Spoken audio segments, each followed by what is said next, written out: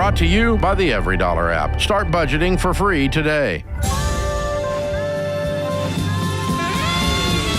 From the Ramsey Network, it's The Ramsey Show. I'm Jade Warshaw. Next to me, Dr. John Delony. We're taking calls about your life, your money, your mental health, all of it. You can get involved. The number is 888-825-5225. It'll get you on the line. We've got Nicole, who's in Waco, Texas. Nicole, how can we help today? I am calling. I have a son who is almost 24 years of age, and I'm not sure how to help him anymore. He has had a drug addiction since the age of 18. He's been in rehab, out of rehab, and he is living on his own now and has an apartment, but recently was put in the hospital for mental help.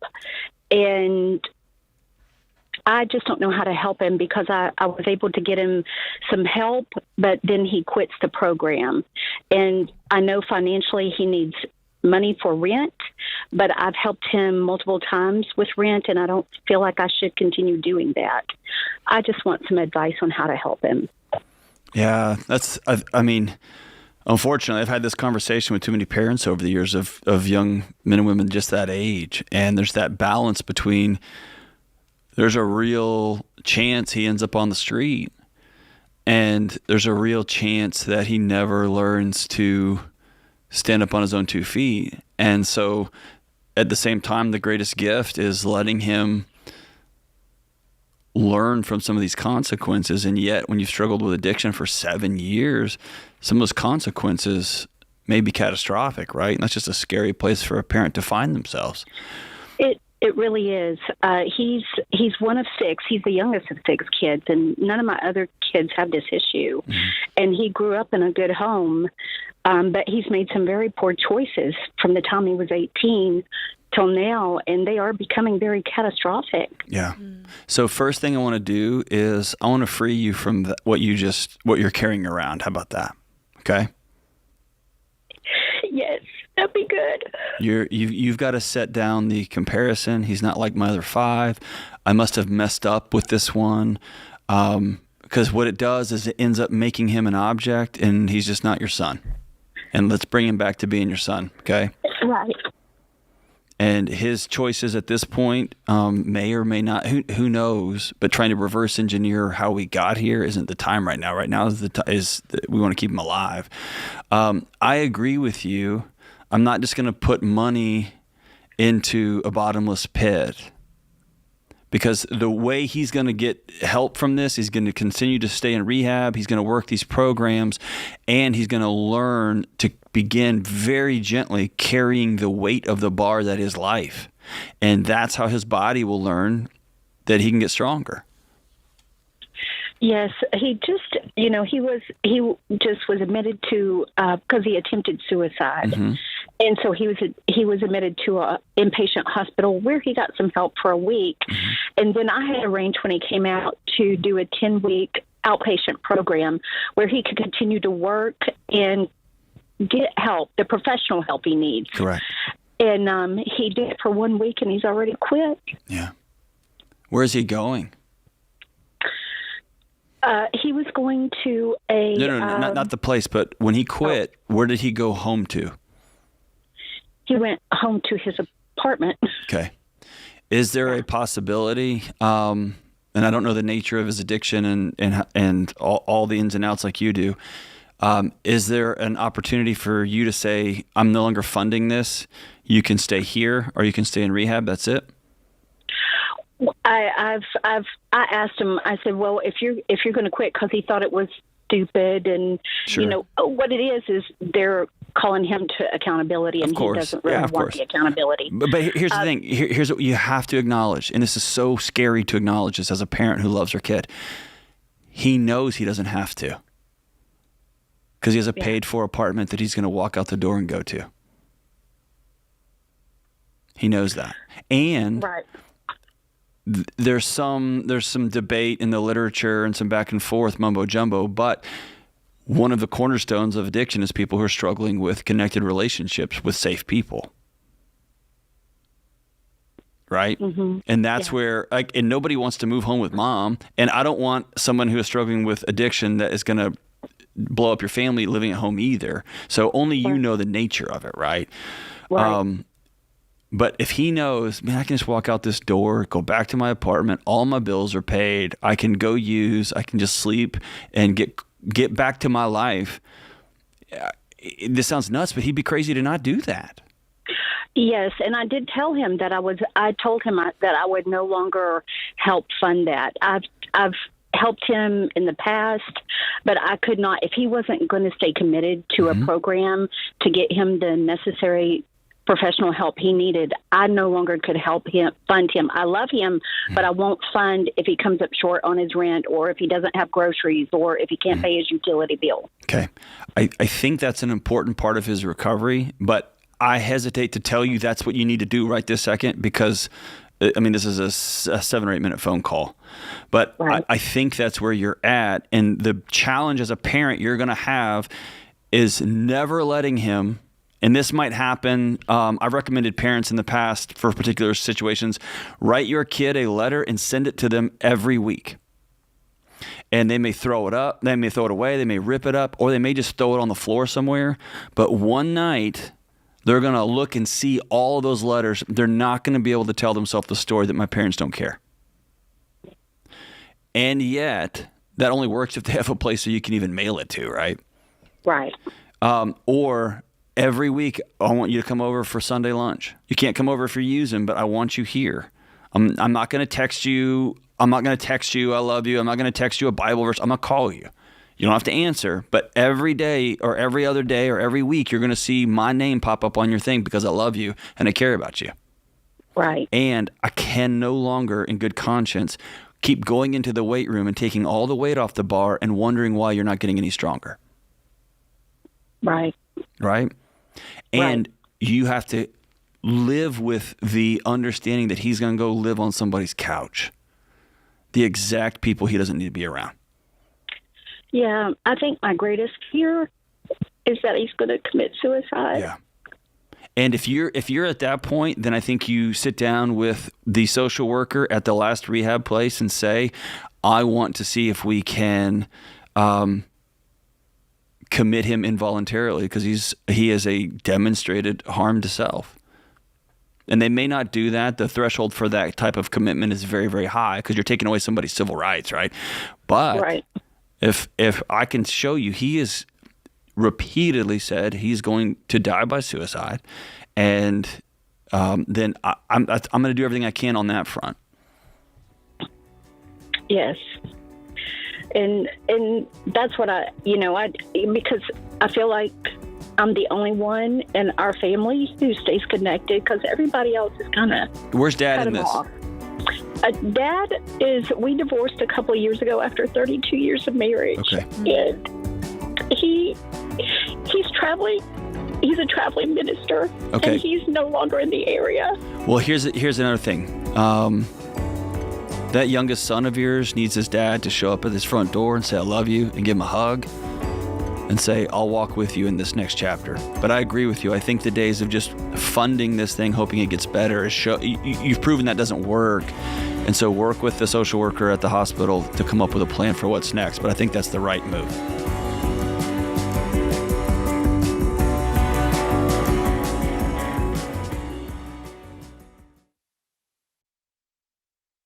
Let's be honest, shopping for health insurance can be confusing. With high costs, complicated terms, and customer service that doesn't really serve you, most folks just pick a plan and hope for the best. See, insurance companies don't work for you, they work for themselves, meaning they love it when you overpay. So you need a guide on your team to help you make the best choices. Health Trust Financial works for you. They're not salespeople. They help you find the health insurance option that makes sense and saves you money. The fact is, health insurance is one of the biggest expenses in your budget, but most people who work with Health Trust Financial end up saving $500 a month. Imagine putting that kind of money toward the baby steps. My team has worked with them for over 20 years, and they've served thousands of people just like you. They're the only health insurance broker that's Ramsey trusted to help you. So stop throwing money away and get the health insurance that's right for you at healthtrustfinancial.com. That's healthtrustfinancial.com.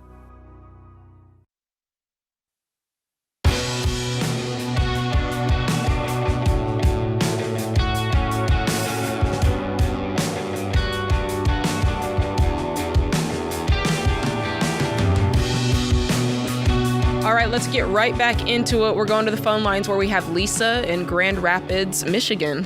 What's up, Lisa? Good afternoon, John and Jade. First, I have to say, John, as a fellow therapist, I love you. You're amazing. Well, thank you. That makes me feel good. I appreciate that. You're welcome. Here's my question. Earlier this year, my uncle died and has left me a significant amount of money. My financial advisor is telling me that I shouldn't pay off my debt, that that's a bad idea. And I know from following Dave since about 2001 or 2002 that he says, yes, pay off your debt. Mine is student loan debt from 2013. And with the amount of money I received last week, and there's a lot more money still to come, I could pay off this debt. How much is the inheritance? Around 500 to 600 grand. Okay. And how much debt do you have? My student loan as it sits right now is $24,000. I already got one check from the inheritance and paid off a huge amount of the debt, but I have about $24,000 left as today. How is it being distributed? Are you at one point going to get a lump sum, or is it always going to be kind of parceled out over time? Because he had properties and other things as they sell, it's sounding like we're getting checks as we go. Okay. And so I just got a six-figure check last week. Okay. And what was the six figures? 103. Okay. And so you're saying you only have $24,000 left of the debt. So at that point, you already went against the financial advisor's advice. Yeah. And how do you feel? Right. To go against his advice? Yeah. Like you paid off the debt. How do you feel having done that? I felt like it was a great thing to do. Okay. All right. Okay. I want to play therapist with you for a second, even though I'm not a therapist. I'm a faker on the radio. What in the world is going on inside your chest that you doubt you so much? In all honesty, in life, I've always been questioned when I make decisions about anything with my parents. And I've often been told that I'm wrong or that it's a bad decision or that I didn't research it enough. How old are you now? Mid-50s. Okay. Can we just decide, just me, you, Jade, and I don't know, a couple million people listening, that for the first time we're done listening to those old voices that said, you don't know what you're talking about?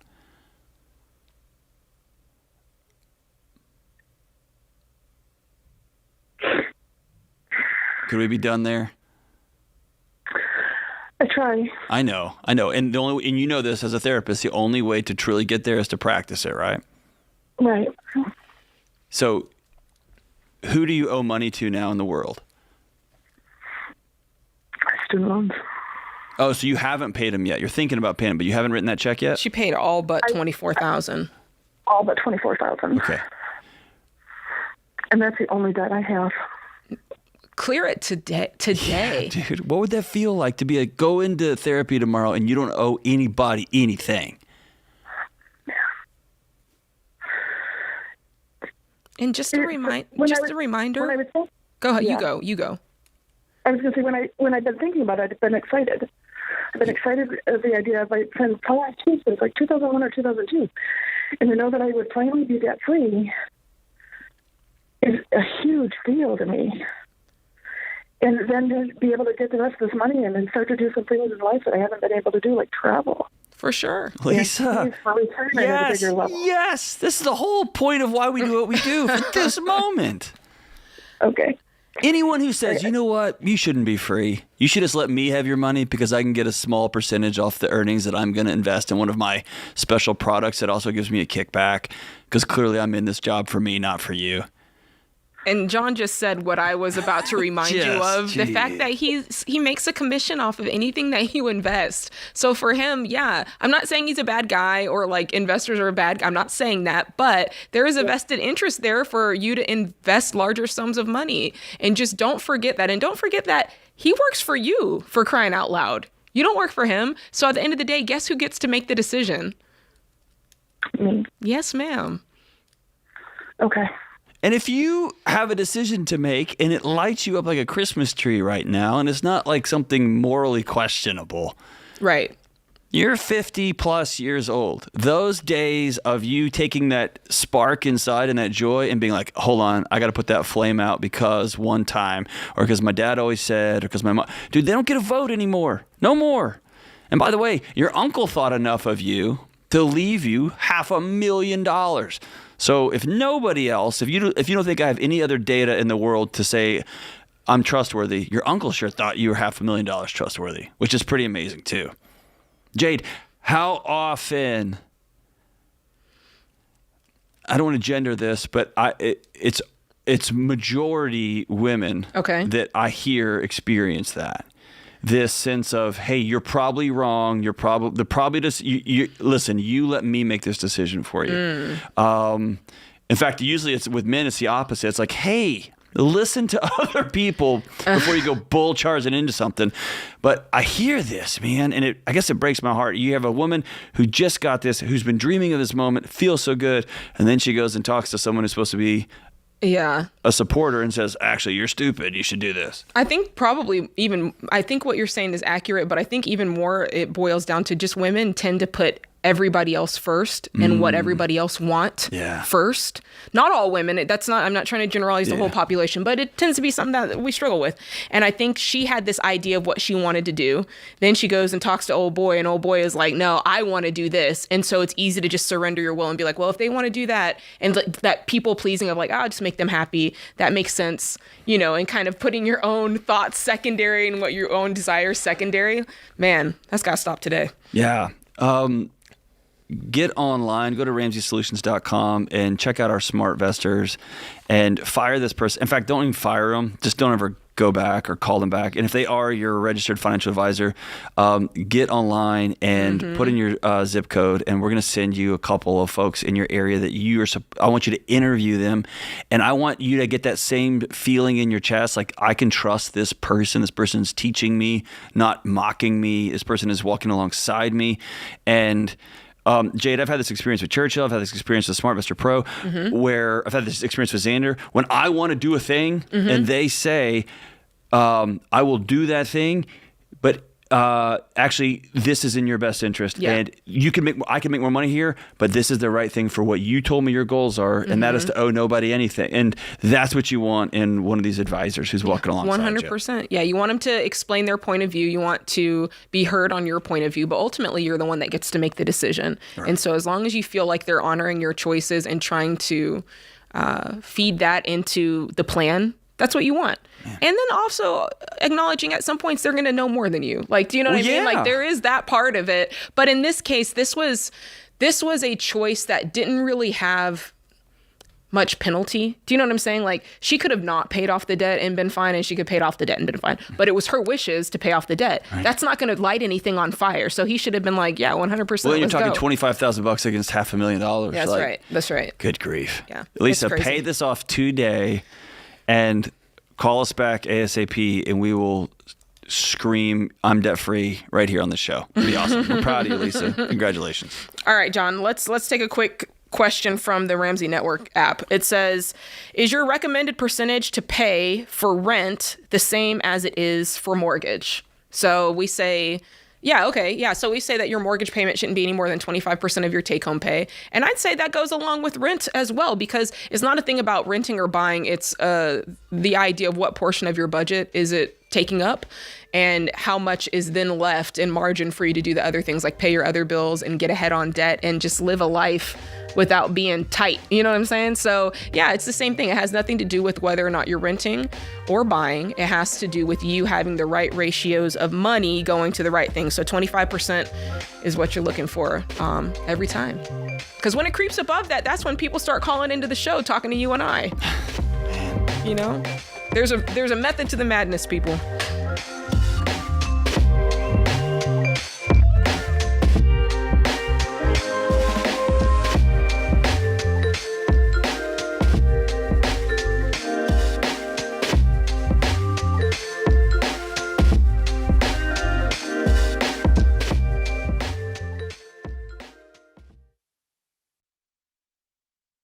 Okay, you guys, remember the 4 walls of a budget: food, utilities, shelter, and transportation. Right now, I want to focus on food because inflation is driving up the cost of groceries and we're all feeling it. But Aldi shoppers can save up to 36% on an average shopping trip, which adds up to be about $4,000 a year for a family of 4.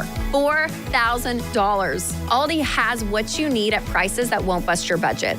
From bread and milk to organic produce, fresh meat, and affordable must-haves. So stop paying more and start shopping smarter at Aldi, where you'll save with the lowest prices of any national grocery store. Find a store near you today at aldi.us. That's ALDI.us.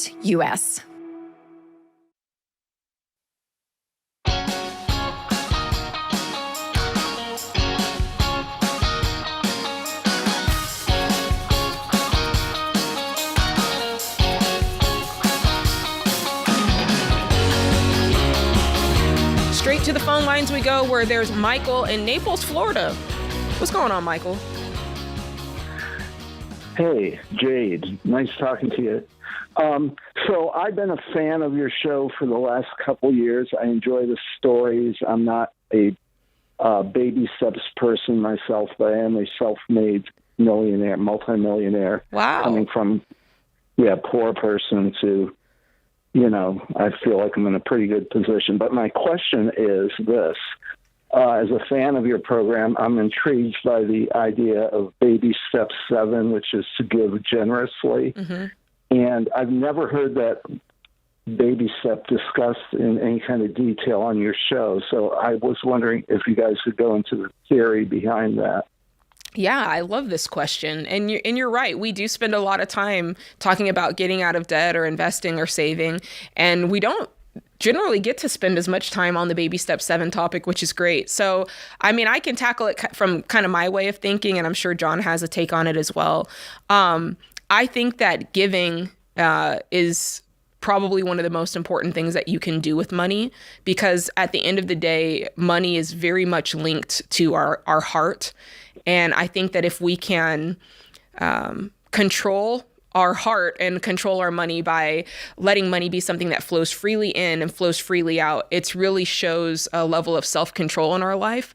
I think money is one of those things that it's amoral, but if you don't control it right, it can be very powerful, right? And so it's one of those things that by giving, we're really making sure that we're keeping money in its rightful place. We're able to say, hey, this is not mine. I'm not greedy. I'm a person who can let it go out and let it come in, and my heart is okay with both of those actions. And then I kind of think of this is the way I was taught when I was a kid, and I think it's so true. If you hold money with an open hand, there's the space for it to leave and there's the space for it to come in. Whereas if money comes into that hand and you close it, nothing can get out and nothing can get in. And it's the same way with your heart. And so for me, I would say that's why it's such a big, important part of it. And then the other part of it is I'm a Christian person. And so I believe that generosity is kind of the crux of so much of what we believe. And at the end of the day, every good and perfect gift comes from above. So what we have, if we have it and it's good, it's from God. And so we have to have the ability to let him do what he wants to with those gifts. We just are the manager of those gifts. We're the steward of those gifts. And so if he says, hey, I want you to take some of that and put it towards this thing over here, then we have to be willing to do that. And so always having an open heart to do those things. That's kind of my point of view. John, what you got to say on the matter? Yeah, Michael, I think this is a great question. Tell me where it comes from for you. Well, as I said, I'm a fan of the program and became a fan during COVID, and I just love the stories. And, I understand the mechanics of the baby steps. I mean, I became a self-made multimillionaire, not through the baby steps, because Dave Ramsey wasn't a thing when I was growing up or when I'm was working. I just had my own way of doing it, which is different from the baby steps. And the step 7 is always kind of, well, what is this about? Because is it a motivational factor? It feels so great to give that, it helps you get there. Is that it? And I've never heard anybody call in answer question before. Yeah, your question, dude. I would high five you if we were sitting in here together. I think it's a great under-asked question. Mm-hmm. What does the status? You said get there. In your mind, where is there? I'm not sure I understand your question. Is getting there? This idea of being a multimillionaire. Right. Especially as someone as a self-proclaimed former poor person, right? Yeah. What does being a multimillionaire now? What does that mean to you? Well, it means not having to work. I retired at age 56. Okay. And I did it right on my own schedule using like basic principles of math. Yep. So I think it's more, not having to worry about different factors affecting basic living, because when you're poor, that's what you're concerned about, getting by. Absolutely. When you pay the bills. And so there's a that sense was my goal. There's a math problem, and you've solved that math problem, right? Right. I mean, absent one of those caustic Reddit calamities, right, that are just fun to go down YouTube rabbit holes about, you're good. Right? You're going to be good and you're going to be fine. For me, I echo everything Jade said. For me, generosity it's really this idea of picking my eyes out of my own belly button, right? Out of my own survival and recognizing this. It's a posture on how I interact with the world, which is I may have driven to work and worked my butt off and gone, like for my own story, I worked a ton of grad school. I grew up in the home of a cop and a minister. Like I worked really hard, got a bunch of education, worked a lot of 20-hour days for years to get X, Y, and Z. And generosity is this idea of me taking my eyes out of my belly button and looking up and saying, I drove to work on roads other people paved. I sat in classrooms at the feet of other people who went and learned a whole bunch of stuff. I use laptops that nobody built. And by the way, there are people in my community that maybe don't have access to those things and in the same way. And I can now be a link, a bridge towards them and some of that access, whether that access is basic food, whether that access is educational opportunities, where that access is helping somebody fill in the blank. But it is a posture, and I always want to answer this question. I'm a millionaire. I'm a baby steps millionaire. I'm a multimillionaire, and my question is always going to be the same: for what? For what? And if it isn't to make sure I can be the best steward of this money, that I can take care of myself, I can anchor in so that now I can help everyone around me, so that I can make my community better. I can help people who are struggling. I can help people be a part of some of those same things that I was a benefactor of. It's just a posture. And I go back to that simple thing that that Jade mentioned, and I love it, which is, and I got this actually from Dave. Dave has a fascination. He loves to have dinner or lunch with billionaires, right? He's a multi-millionaire, but Dave's not a billionaire. Right. He loves sitting down with those folks. And he said, except for one, every billionaire he sat with is a person of high integrity with real open hands. And this idea of generosity is not just the exchange of dollars, it's the exchange of ideas, it's the exchange of compassion, it's the exchange of love and connection. It's all these things that we say woo-woo and you don't show up on a spreadsheet, but have to do with a life well lived. And so I'll ask you, man, you've accumulated millions and millions of dollars, and you did it, quote unquote, your way. You used a spreadsheet, you just climbed and scratched and clawed, and now you're 56, 60, I don't know how old you are now, but you've retired, you're not working anymore. And the question I'll ask you, after you've solved for safety, like for what? What's all this money going to be for?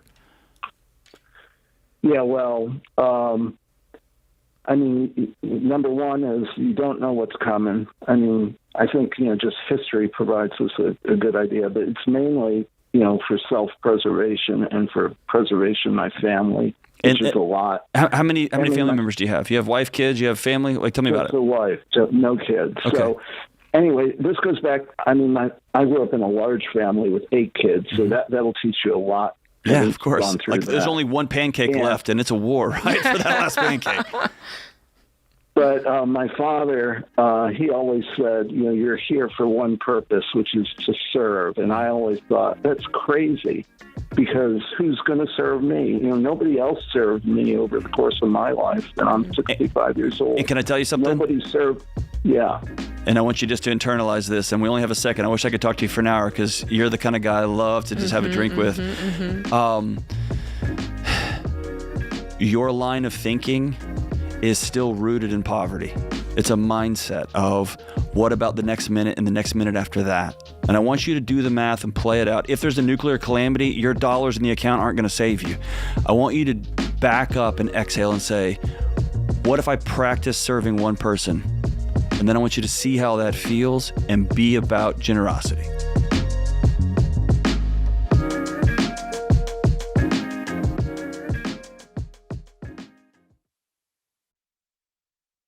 Hey, what's up, guys? It's Jade. And listen, if you're waiting on the government to cancel your student loans, I hate to say it, but that's like expecting your broke cousin Boo Boo to pay you back the $40 you loaned him. It ain't happening. Now, when it comes to student loans, no one else is going to pay them off for you. So if you want the loans gone, you've got to take control. Now, that might mean cutting back. It might mean throwing every extra dollar at your debt. And for some of you, it might mean refinancing to get a better interest rate.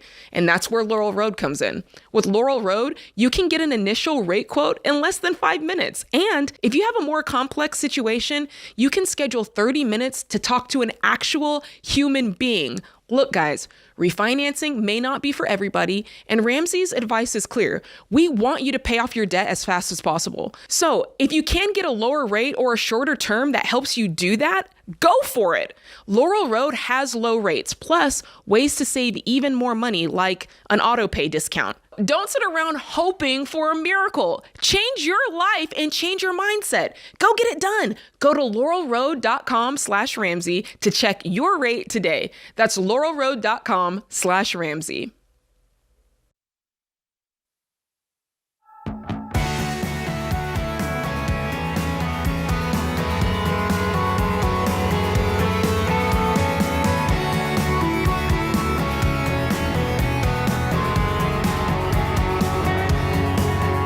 Real talk, buying and selling a home is a big deal. And the truth is, you do want an expert in your corner. You want someone fighting for you, somebody fighting to find the best deal and the right price. So the Ramsey Trusted Program is really the only way to find a top agent that you can trust who will help make your home a blessing and not a burden. I promise, it's easy. Just compare agent profiles, interview them, and choose the right one that you want to work with. Find a local Ramsey Trusted real estate pro for free at RamseySolutions.com/agent, or click the link in the description if you are listening on the YouTube or the podcast platform. On the YouTube. On the YouTube. It is a tube that you get on. I'm 100 years old. All right. We got David. He's in Harrisburg, Pennsylvania. What's going on, David? How can we help today? Hi, guys. I'm calling in because I am just at my wit's end and I need help. For the past couple of years, I had a really good paying job that I ended up leaving in January of this year to move back. I moved from Nebraska to Pennsylvania to be with family. And in these past 6 months, leaving that good job, I tried to get another job, and that didn't work out. That lasted 2 months, and then I finally got hired earlier this month, and in 2 weeks, they let me go. Oh, no. And my debt has been piling up.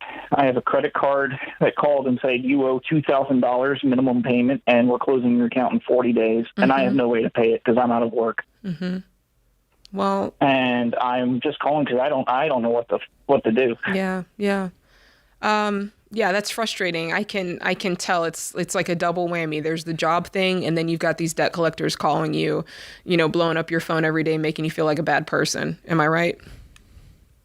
I mean, it's demoralizing that, I thought I could go and get a job, and I was like, oh, it's easy to keep a job, but I didn't realize how much your world can turn upside down the second you lose out on a paycheck, and then goes into the next week and the next month and then 2 months. And yeah, listen, what you're describing, I have no idea. What you're describing is what we're every day on this show, we're trying to let people know, hey, you're literally one missed paycheck away from it feeling like it's pouring rain outside.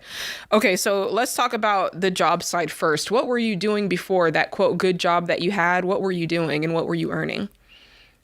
So I worked as a technician for the largest private company in the world, and I was earning just shy of six figures, about $80,000 to $90,000 a year. Okay. What precipitated that move where you thought, I'm just going to quit this and I'm going to move across the country without a job, without savings, and be around family? What happened to cause you to move? So it was a multi-month process, but I had a family member who back here who was like, hey, I need help. I can't find a place to stay. If you move in with you and a couple, just some siblings, and they're like, well, it's going to be cheaper for three of us to share a place rather than just two. And I'm like, yeah, I can see that. And plus I had some other family stuff going on. Mm-hmm. So I figured it wouldn't be a bad idea because I got hired for a job before the move. So I came out, moved in literally the next day and working. Unfortunately, that just didn't work out. It was too far. It was almost an hour and a half, 2 hours commute, and the schedule was on call. So it just didn't work out. Okay. Too far away. And so now, since you've lost those opportunities, how many other jobs have you been applying for or, interviewing for? Oh, I've been applying to just about everything in the area from nature park ranger to janitor. I'm applying to anything at this point. And what does that look like? Can you walk us through what that looks like? If you find a job you're interested in, what happens next? Well, obviously, I'd want to stay there and build up the. No. I mean, as you're applying for jobs, what does that process look like? Because if it looks like I go on, most of it's online. Exactly. That's it. Yeah. That's where your problem is. Yeah. And okay. I'm not Ken Coleman. I actually wish that he were here right now, but he'd be the first to tell you if you're just going online, filling out resumes, it's going into a black hole. And so we've got to start thinking about who we know and are they in fields that might be linked to the things that we want to do? And who can we reach out? Who can we network with? Who can we ask and say, hey, is there anything in your company? Do you know anybody? Can you put in a word for me? If we can create some sort of relational connection, that's really that's what's going to get you in the door and get your stuff moved to the top of the pile.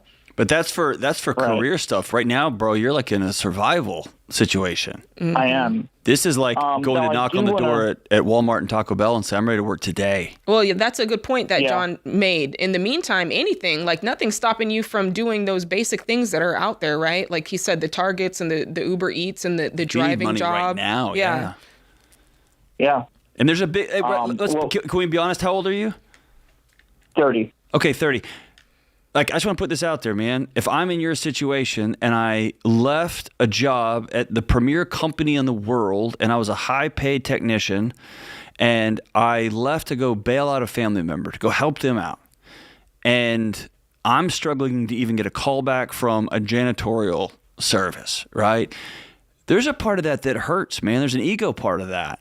That doesn't make you broken or somehow weak or weird. That's heartbreaking, man. It's a bummer, right? And can we also be honest? Living with your siblings at 30 is not great either, right?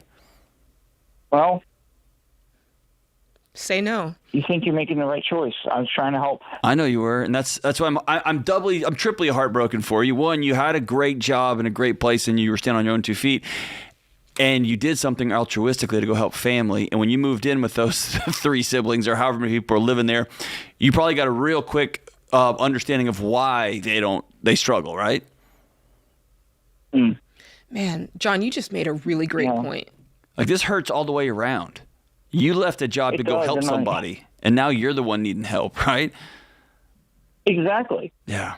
Yeah, that orbit thing is real. It's almost like you just got sucked into an orbit that wasn't the one. You maybe should have sucked them your way over to what you were doing, which was successful. But I mean, that's spilled milk. I think right now, the main thing is today, your homework today is like John said, you're going out, you're going to Walmart, you're going to Target, you're calling Amazon Flex, you're just landing anything. And I get it. Like John said, it's going to feel beneath you, and that's fine. Just know that you're doing this. You're in survival mode to keep food on the table. And then as for the money side of things, really do focus on those 4 areas that are of the biggest concern right now. We call them 4 walls. So this is your priority, not the credit cards. Your priority is, first, I pay my portion of rent. I pay my portion of utilities.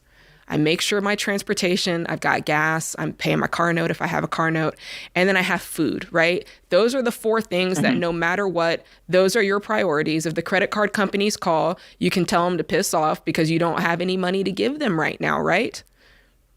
Right. And they're going to kick and scream and threaten and all this stuff. And at the end of the day, you're like, yeah, go ahead. I have nothing that you can take from me. I have no money. I have 4 roommates. I'm 30. Come get it. Come get it. Like, Exactly. what are they going to take? Exactly. Right? But knowing those 4 things are on lock is going to give you a little bit of peace, and it's just going to make you feel, okay, I'm in control. I have a game plan. And yeah, pick up one of these jobs. And I think that if you continue to pound on doors, we're going to make sure you have all the resources you need. We'll give you Find the Work You're Wired to Do from Ken Coleman. It's got a career assessment in there that'll help you get started. We'll give you Paycheck to Purpose. Hey, we're even going to throw in a couple of every dollar. We've got some gift cards that are for Aldi that'll give you some extra groceries. Just anything to kind of stretch this out for you so that you can have some breathing room until you can get landed. And I don't know. I'm not trying to tell you what to do, but it doesn't seem like there's much for you in Harrisburg, Pennsylvania. Yeah, David, while you're knocking on doors and driving between places, because for real, this is emergency time. You got to go get several jobs. And that's not where you thought you'd be at 30 helping out family, but here we are. I want you to be honest about the question. Do you think you can solve the puzzle that your family member has put in front of you? Or is this a moment when you exhale and say, I've done my best, I tried, I moved across the country, and I'm going to call my colleagues back at my former job and see if I can get my job back, because I'm going to move back across the country and rebuild my life because I had a good thing going. It's okay to say, I moved across the country, I gave up everything, this is not for me, and I'm going to start looking nationwide for new jobs because I'm going to get out of this 3 roommates at 30 situation.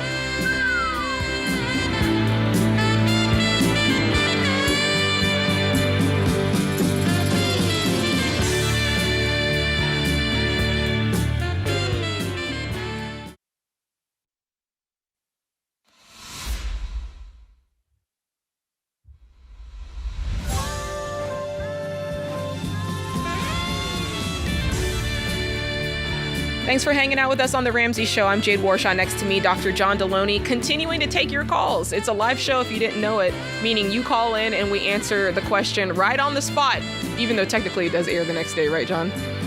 Always. It still counts as live. You can get in on the action by calling 888-825-5225, and we'll get you on the line. And if nobody picks up, just leave a message because we do go through those, and we want to make sure that we hear your question. All right, we've got Carrie, who's in Minneapolis, Minnesota. What's up, Carrie? Hi. I'm so happy to be here. I'm calling. I'm 47 years old, and I'm concerned about my retirement setup, and I don't know if it's too late for me. Well, tell us what you're concerned about. Well, I was married for almost 18 years, got divorced, met someone with no plans to get married because we've both been there, done that. And I'm just now in my 6th year of full-time teaching at 47 years old, so I haven't been paying into the retirement system very long. Okay. I do have some savings and things like that, but I'm definitely worried about my future down the line. So tell us what you have in real numbers. What do you have put aside in retirement? Right now I have $122,000 in a savings account. Just a regular savings, high yield? Yeah, just a normal savings account. Okay. That's where my paycheck goes and everything every month. Okay. And then I have another $26,300 that I get from I bartend as well on the weekends. So I make, between $1,000 and $2,000 a month there. Okay. So that's a weekend gig. Okay. And what about retirement? Did you put anything in a 403B? It's whatever the school contributes there. I'm not. Yeah. Okay. So what I'm And hearing... I do have a Roth IRA too. Oh, okay. What's in the Roth IRA? It's about $70,000 right now, and I contribute about $100 a month into that, and I don't know if I should be doing more or what. And you said you don't know what's in the education, the 403b, 401k. Yeah, I'm not really familiar with it. Okay, but you know they're putting something in there. Yes. Okay. Yes. So here's what I kind of hear, and then I'll tell you what I think we can do here. I feel there's a lot of... I think we can streamline this because there's a lot of scattered thinking. I asked you what money you had set aside, and you've got this account that's housing savings, but it's also housing your paycheck. And then you've also got your bartending money going into there. We're not sure what's in the 403b. Like, does that make sense? So I think a lot of this you're going to feel better about to just get some real answers pinned down. So I like giving folks homework. So I think your homework today is you're going to find, you're going to dig through the junk drawer or go through the notes app on your phone, and you're going to find the login and find out what's in that 403b because it's your money. And you should know what it is. So that's your first thing. So that way we can know specifically, okay, here's all that I have in retirement. I have the $70,000 in my Roth IRA, and I've got this much in the 403b. So that's thing one. Your next piece of homework is I want you to separate these accounts a little bit. I want you to have a checking account that your check, like your income comes into, and that's the account that you budget out of. And then I want you to have a separate account for your 3 to 6 month emergency fund. And that can be that same high yield savings account that you have, but I want you to separate that money. Okay. So that's thing number 2 is separate accounts. And then thing 3, I want you to do is what I'm about to go with you and do right now, which is I want you to play with the retirement calculator. So right now I'm just on RamseySolutions.com/investment calculator. And I'm going to put in, you told me you were 47 years old. And you told me, let's just start with the $70,000 in the Roth IRA. So I'm going to plug that in. And then you said you're putting $100 a month towards that. And probably if it's invested well, you should be getting an annualized return of somewhere between 10 and 12%. To be somewhat conservative, we'll put 10%. I know that. Okay. Yeah. So if I calculate that in 20 years at age 67, you're going to have $588,000. Okay. I would say that is not enough to want to retire comfortably. So that's why I want you to play with this, because I want you to see what happens if I contribute $300 a month. What happens if I contribute, and start playing with these numbers to get to the point where you feel comfortable about where you're at. Does that make sense? Yes. Mm-hmm. So right now, you told me you're making the $26,000 from bartending. What else? What other money are you making? I make $2,800 a month teaching. That's my main gig. So the $2,800 and then the other $2,000 from bartending. So you're like $48 a month. Yes. Okay. And how much is your rent? I actually don't have rent. I'm very lucky. The person I live with, I just have to contribute just my own bills, like my phone and my insurance and things like that, my car. Mm-hmm. But how long does this arrangement last? Right. Right. We've been together 9 years. Are you married? No. There's no plan to get married. He's been married. I've been married, and you guys just like it the way it is. It's going to be. I guess so. Yeah. And are you fine with that? No, you're not fine with that. Well, I mean, I get it. I'm fine with it. I mean, our stuff is separate, and all right. Think about this. Think about you in 15 years, and he goes out for a walk and falls over from a heart attack, which unfortunately I wouldn't have a job if that didn't happen all the time. And are you going to, quote unquote, is your 65-year-old self going to be fine with this? Is your 70-year-old self going to be fine with this arrangement when you look up and you got nothing? And he's 15 years older than me, so that is a concern because he is older. Because you've made peace with this arrangement that you don't love, but it just is. But you have a math problem that I hate to say it like this because it sounds cruel, but this math problem doesn't care about this arrangement you've made peace with. You got a math problem ahead of you. Right. And if through this arrangement you've just decided this is going to be the way this is going to be, man, then you've got, like Jade was saying, you got years of work ahead of you because that's the only other way to solve this math problem because y'all aren't living a true partnership. And the hard part is, here's the thing. I agree with what John is saying, but let me just back out just for a second. Because let's pretend that you're like, Jade, this is our arrangement. I don't hold your same values, and I'm living with this guy. It works for us. Fine. What I would then say to you is, what's your plan? There's two things to think about. A, is your name's not on this mortgage. Your name's not on this. You don't know, is he leaving the house to his former children? Is he leaving the house? Do you see what I'm saying? I just want you to make sure you're in a place to where if something happens with him and your housing situation should change, that you're able to stand on your own 2 feet if you guys are not going to get married and you're not going to change the situation. That's what I'm concerned about. You're totally right. I know the houses will not go to me, so I'm pretty aware of that. Okay. My dad did put me on his house, but it's an hour away and it's 2 hours from my job. So I will have a house someday. I mean, that is there. Here's what I don't want to depend on that. Yeah, exactly. And here's what I don't want. When people go into retirement, the line item that they need the most stability around is their housing. That's why we don't like folks renting going into retirement. I want you to have something that by the time you retire, it's yours, it's paid for, right?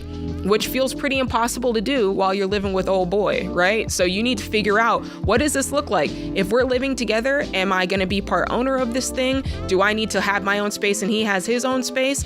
But you've got to create and solve for your own security going forward.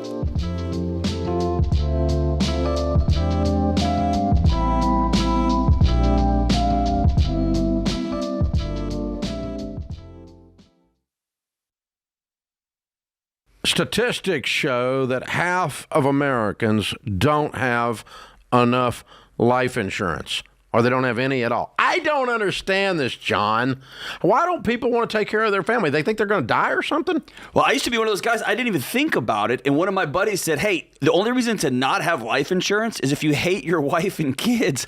And I immediately went and got term life insurance. That's a gut punch. And, you're telling me, and for decades, Dave, I've sat across people who've lost a spouse. They've lost somebody important to them. Me too. They don't know what to do next. Me too. I mean, you're going to have a crisis here.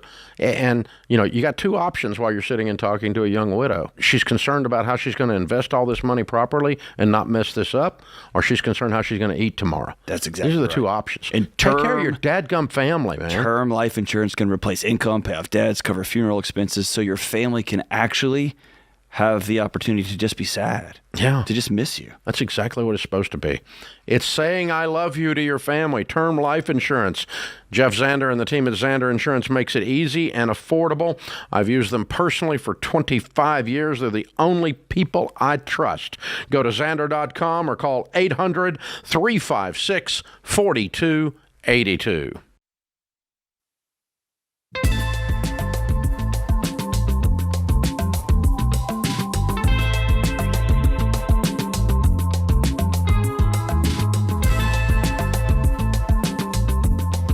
Thanks for hanging out with us on The Ramsey Show. We've got Candace, who's in Charlotte, North Carolina. Candace, you're on the line. Hey, y'all. How are you today? What up? I am calling because I am looking to get some ducks in a row to buy a house, hopefully in the next couple of years. And I've been debt-free since 2018, but I'm hoping to get manually underwritten through Zander or another company like that. But recently looked at my credit score and saw that it is still there. It has dropped significantly, but it's at a 668, and I was just wondering how to get rid of it or how long does that take? Where did you check your credit score? So Credit Karma actually sent me an email this week, and they had two different scores from two different agencies. I'm going to tell you right now, Credit Karma plays games. First off, it's not real. Okay, I'm going to tell you this is based on a true story. When my husband and I were going to buy our first house, we had paid off, all my debt was paid off and had been paid off for about 8 months. And I was waiting for my credit score to drop to 0 so we could apply for this no score loan. And I kept checking Credit Karma and it was telling me, yeah, my score was in the 668s and it was offering obviously loan products to get your credit score up, right? Don't you know when I finally went on like a real credit reporting agency and I looked to see like directly from TransUnion, Equifax, it was 0. It actually was 0, but Credit Karma was reporting it as a low credit score so that I would engage in debt products. Oh, wow. Well, that's a relief. Yeah. So pay the $75 or whatever it is. And I think it's free. I mean, when they pull it, isn't it like $75? You can go to annualcreditreport.com and get it for free. Annualcreditreport.com and get them for free. Yeah. Yes. Get the real one and see what happens. And then if for some reason you still check and it's there, then really go through with a fine tooth comb and make sure and find out what is it that's open, because that means something is open somewhere. Okay. Well, according to Credit Karma, I checked, and it shows that everything has been closed since 2018. And there shouldn't be anything else outstanding. But I will check that other website. Thank you so much, guys. Yeah. I appreciate it. Yeah, do it. Yes. I tell you what, man, you have to remember those sites, the whole point of them is to make money selling a debt product. Another credit card or another personal loan. And they'll tell you, here's what we recommend in order to get your credit score up. Yeah. Dude, I didn't know they could do that. That's kind of shady. Kind of. Super shady. It's super shady. And by the way, you'll get your mortgage not through Xander. Xander does insurance products. You'll get it through Churchill Mortgage. That's right. That's right. Very good. All right. Jordan's in Dallas, Texas. Hey, Jordan. How can we help? Hey, so I was wondering if it makes sense to buy a car. I'd be paying off in cash. I'm following the rule that it's not more than half my income. But it is going to be a Dodge Challenger, and I drive a lot for it. Are you concerned about the fact that it's a Dodge Challenger or the fact that you're just paying cash for it? I'm sorry, we're not trying to make fun of your car. Jordan, I kind of am. Cars. I've driven a Fiat and a Hyundai Elantra. This is my fun car now. Okay. So, hey, you know what? You do you, Rue. What's it cost? I heard a comedian recently say that actually Dodge Challengers are part of a secret government program to identify those guys in every neighborhood. Exactly. I'm trying to make it easier for them. There you go. So what's it cost? Yeah, so it's going to cost, depending on which one I get, anywhere between $20,000 to $24,000. Okay. I'm buying it used. I invest 15% of my income. All that's kind of covered. But are you already married? No, I'm not married. Yeah, see, I don't think anybody's going to date you in this car. That's a lie. Don't listen to John. I'm totally playing. Unless it's a bad color. What color is it? This was supposed to help out with that. No, bro. No, get a truck. You're in Dallas, Texas, for God's sake. But hey, you do it. I'm serious. You do whatever you want to do. It depends on the type of lady you're trying to attract. Okay, so here we go. You've got the 20. It's going to be 20 to 24,000. You've got the cash to pay for it. You're out of debt. Yes. You're in baby step 4. Yes. Yes. Okay. So, do you own a home? No. So I've moved like 6 times in the last 5 years. So why? I wasn't going to buy a house until I kind of settled down. Okay. And so I have like a separate saving fund for house payment. And you've got 3 to 6 months of expenses? Yes. I have a little bit more than that. And how much is that? Yeah, so I have $30,000 for emergency fund, and then I have my down payment, like just an S&P 500, about $46,000. My guy, good job. Yeah, bro, you're marryable. Just get this car and vroom it. But please get it in black. Don't get it in a crazy color. No, get it bright orange. If you're gonna go for it, dude, go for it, man. Go for it. Okay. Get some racing stripes on it. Man. I just want to tell you, get a Camry, but you do you, man. You get your Charger. Yeah, I mean, I think you've got it. You're doing everything right. You've got your emergency fund, $30,000. You've already got $46,000 in this house fund. I think 20 to 24 is we didn't ask you though. That's how much is your income? $85K before bonuses. Okay. Yeah, get your car, dude. I'm proud of you. I'm happy for you. That's great. Yeah, good for you, man. And hey, I can tell he knows. He's cool. I like that dude. Yeah. Are you convincing yourself or? No. Like, it's kind of like this. Like back in college, like if I was like, hey, do you like Seinfeld? And they're like, I hate that show. I just knew we weren't going to be friends. Yes, right? Yes. And so normally if I'm somewhere and somebody cruises up and vroom, like their Charger, we're probably not going to hang. I like that guy though. I would want to hang out with that dude. You know what I mean? Yeah, I got you. It's like when somebody pulls up and it's just like, we're probably not going to be friends. I can just probably tell. So do you feel like you're only friends with people who drive trucks? No, goodness no. How do you feel about people who drive Cadillacs or Teslas? I was just saying, like, George drives like a Gen 1 Tesla that I've had to push down the highway. No, like, he's a great friend. He might not want to be friends with you now since you roasted him mercilessly. No, he knows. He knows. He gets it. No, it's good on him, man. Good on him. So Sam and I were out. Where were we? We were out this weekend, and I saw a truck that looks like yours. Mm-hmm. And I said, oh, John just got a new truck. It looks just like that. He goes, oh. He goes, I didn't know he was that guy. I know, dude. Trust me, I'm struggling with that too. I'm like, I feel like you are this guy. I did. I got a new truck, and I got in it, and it automatically adjusted for where I had set it last. And I was like, dude, I'm that guy. No, it's great. I'm happy. I don't have crank windows anymore. I just push a button, and the window comes down. The whole thing, man. Well, that's been since like 1998, but not in the cars I drive. No, I'm still struggling. So Jordan from Dallas, I'm taking out my own insecurities on you, brother. I'm glad you're buying yourself a Charger. Charge them up, man. Oh man, I love this. Okay, so I'm just saying nobody in Fort Worth would drive that car. That's all I'm saying. All right, go ahead. Dallas, yes. All right. Okay, so in that same vein, let's take this question of the day from the Ramsey Network app. Let's see. There's a couple of them here. Let's go with this one from Abigail. She says, why do you use the term fun money instead of allowance for spousal personal spending? Because my spouse isn't my child. Yeah. Listen, I wish Sam Warshaw would be like, here's your allowance. If I said the words to my wife, hey, here's your allowance, I would wake up and I'd be on a feeding tube somewhere. You look like Rocky Balboa after Clubber Lang. Just done. Jeez. Oh, gosh, yeah. Hit the guy in the middle. Like, no. Because we're not children. Yeah. And by the way, with all due respect and love and care, Abigail, use whatever term you want to use. Like, you're all grown up. You could call it shenanigan money. You could call it singing and dancing. Call it whatever you want. Yeah, whatever I want money. Yeah, that's whatever great. I want money, not your money. Like, yes. Allowance sounds like somebody is giving me something as a handout. Somebody else giving it to me, not giving it to my, Not me making an adult choice to we agree on this is what you're going to spend, this is what I'm going to spend. Mm-hmm. We shake hands, we high five, and we can call it whatever we want. Yes. Yeah, that's really where that ends. Fun money sounds fun. Allowance sounds like somebody put baby in the corner.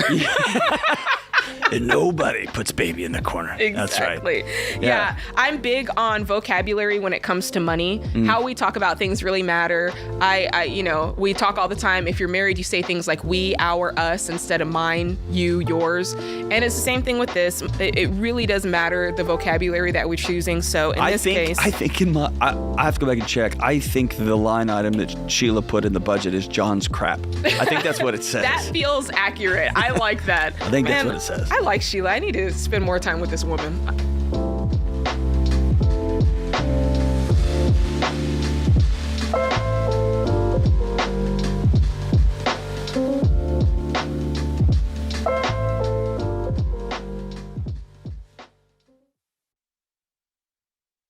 These days, business as usual is anything but. Tariffs make trade policy a moving target, supply chains are squeezed, and cash flow is probably tighter than ever. So if your business can't adapt in real time, you're in a world of hurt. That's why you need NetSuite by Oracle, trusted by more than 41,000 businesses, including Ramsey Solutions. You need to see what's happening, what's stuck, and what's costing you, and how to fix it. And NetSuite is the #1 cloud-based business management suite because it helps your business make the right decisions fast. It brings accounting, financial management, inventory, and HR into one place so you're not left shuffling a dozen different spreadsheets. That gives you the visibility you need to make quick decisions based on actionable data. And NetSuite AI automates everyday tasks so your team can focus on strategy. It's one system for full control and no guesswork to tame the chaos. And right now, if you're leading a business doing more than $1 million in annual revenue, download NetSuite's free ebook, Navigating Global Trade, 3 Insights for Leaders at netsuite.com/Ramsey. That's netsuite.com/Ramsey.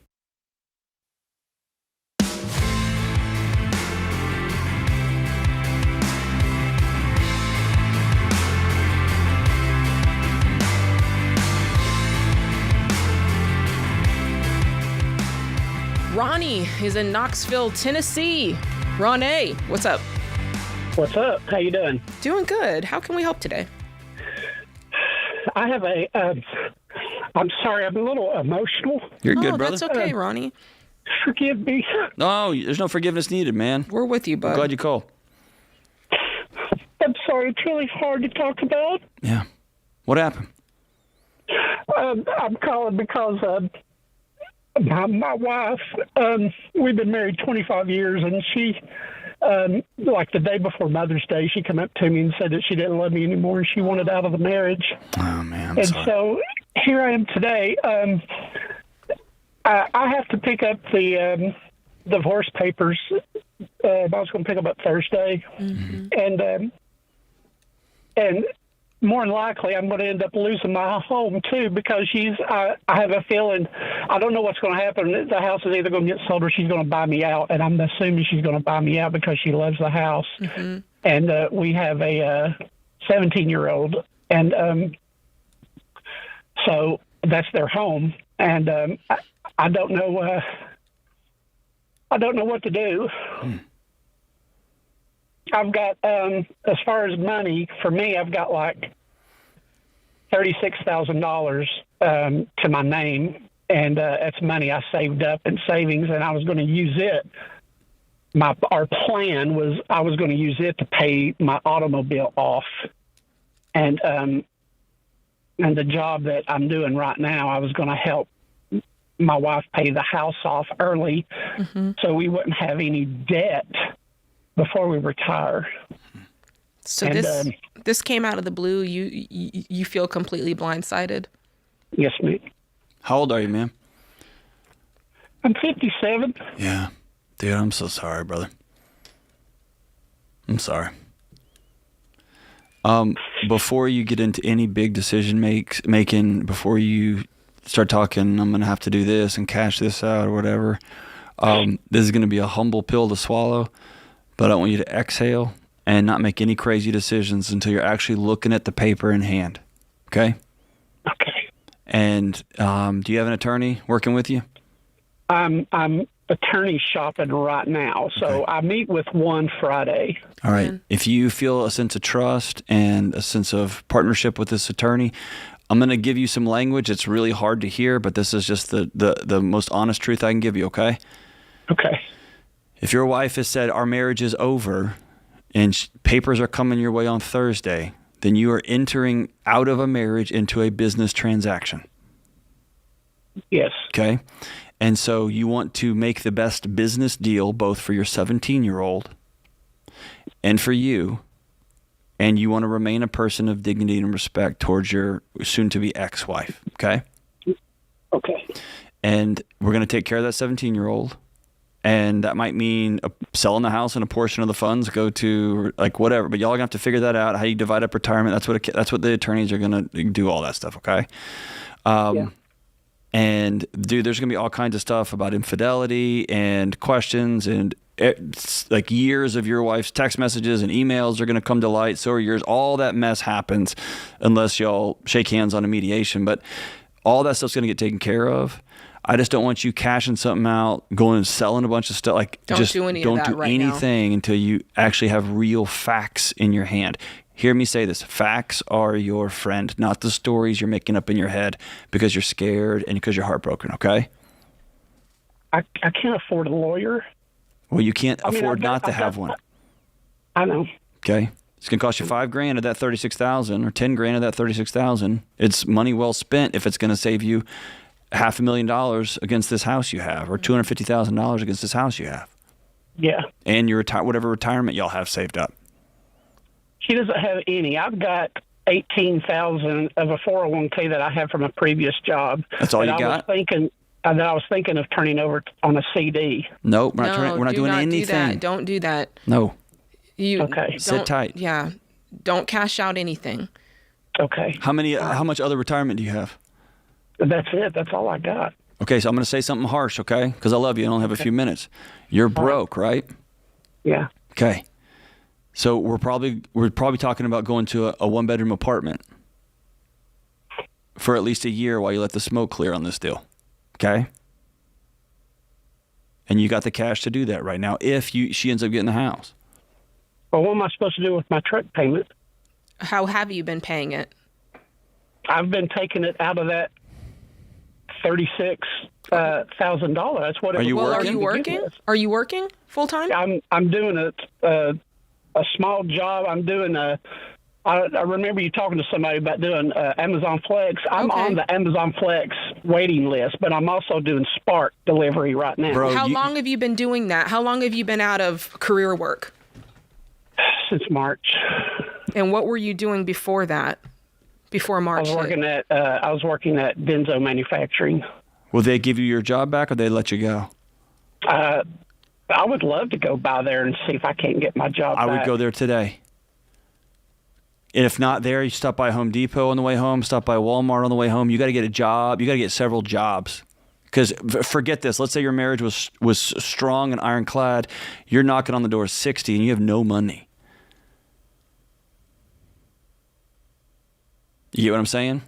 Yeah.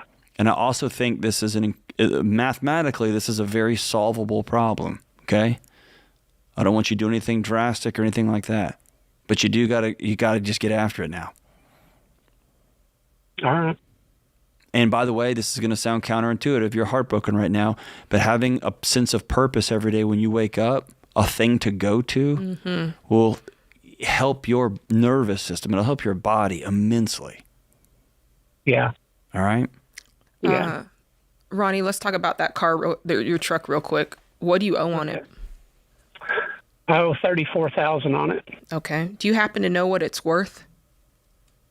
Well, the dealership actually sent something in the mail wanting to buy it back from me for $27,000. Well, we can't go by that. They are lowballing you this side of Sunday. That's not going to happen. No. Your homework is to find out what that would be worth private sale, because I want you going into those negotiations with the idea that you're going to sell that truck and use some of the $36,000 to get yourself a cash car. You're not going to do that today, but I want that to be part of your. Would you do it today, John? Brother, I might, because I'm just saying mathematically, if you were still married and you called this show, you don't have a job, I would tell you sell that truck and take $10,000 of that $36,000 and go buy yourself a used F-150 or a used 2006 Tundra. I'd pull the trigger on that. Yeah, because you can't afford the truck you got. You don't have a job, man. And when this starts to go down and unravel, you're gonna need every dime you can get your hands on. Yeah, I know it. But if you went and sold that truck today, private sale, somebody will buy that truck on Facebook Marketplace this weekend, especially where you live there in Knoxville. A good truck is always marketable. And you took $10,000, you got $36,000 in the bank, you took $10,000 and went out and bought yourself a truck that runs. Nothing nice, but something that runs well. Now you've killed two birds with one stone, and now you don't owe anybody anything.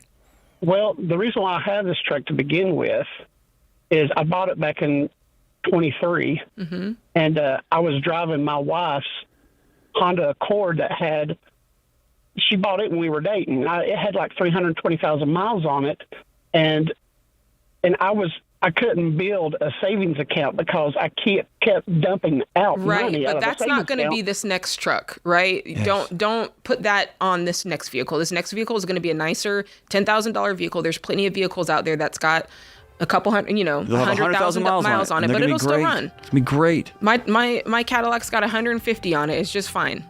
The truck I'm selling to my son is got 200,000 miles, and it's a great truck. I've been driving it for years. Just make sure, get the insurance. You're not in 2023 anymore. Your life just transformed, not by your hand, but in your lap.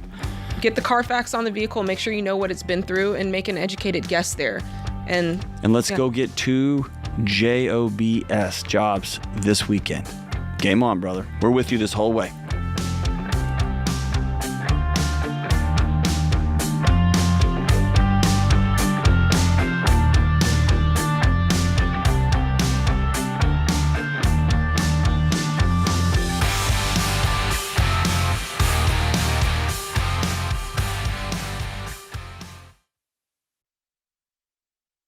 This show is sponsored by BetterHelp. All right, we all know this. The world is going bananas, and we're under huge pressure to perform and look like we're keeping it all together. Check this out. 76% of people globally agree that mental health care can help resolve personal problems, yet 6 out of 10 people still believe that society discourages people from asking for help. Listen to me. Real strength, I'm talking real bravery, comes from opening up about what you're dealing with and then doing something about it so you can be your best for yourself and for everyone else that you care about. If you're feeling the weight of the world, please talk to someone, anyone, a friend, a loved one, a family member, or a therapist. I see a therapist every week. If you're thinking about trying therapy, contact my friends at BetterHelp. BetterHelp is 100% online therapy, so it's affordable and convenient for your schedule. To get started, just fill out a short online survey to get matched with a licensed therapist. And if it's not the right fit, you can switch therapists at any time, and it's easy and it doesn't cost any extra money. Talk it out with BetterHelp. Visit BetterHelp.com/Ramsey Radio to get 10% off your first month. That's BetterHelp, HELP.com/Ramsey Radio.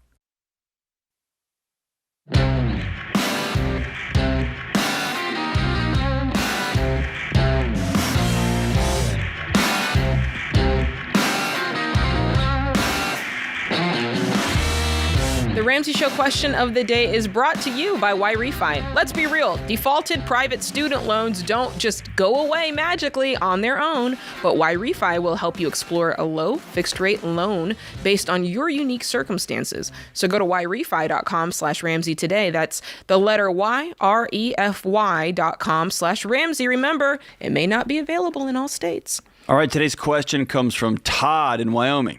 Todd writes, my fiancé and I have been together almost 5 years. She has student loans over $175,000 and she earns $165,000 a year.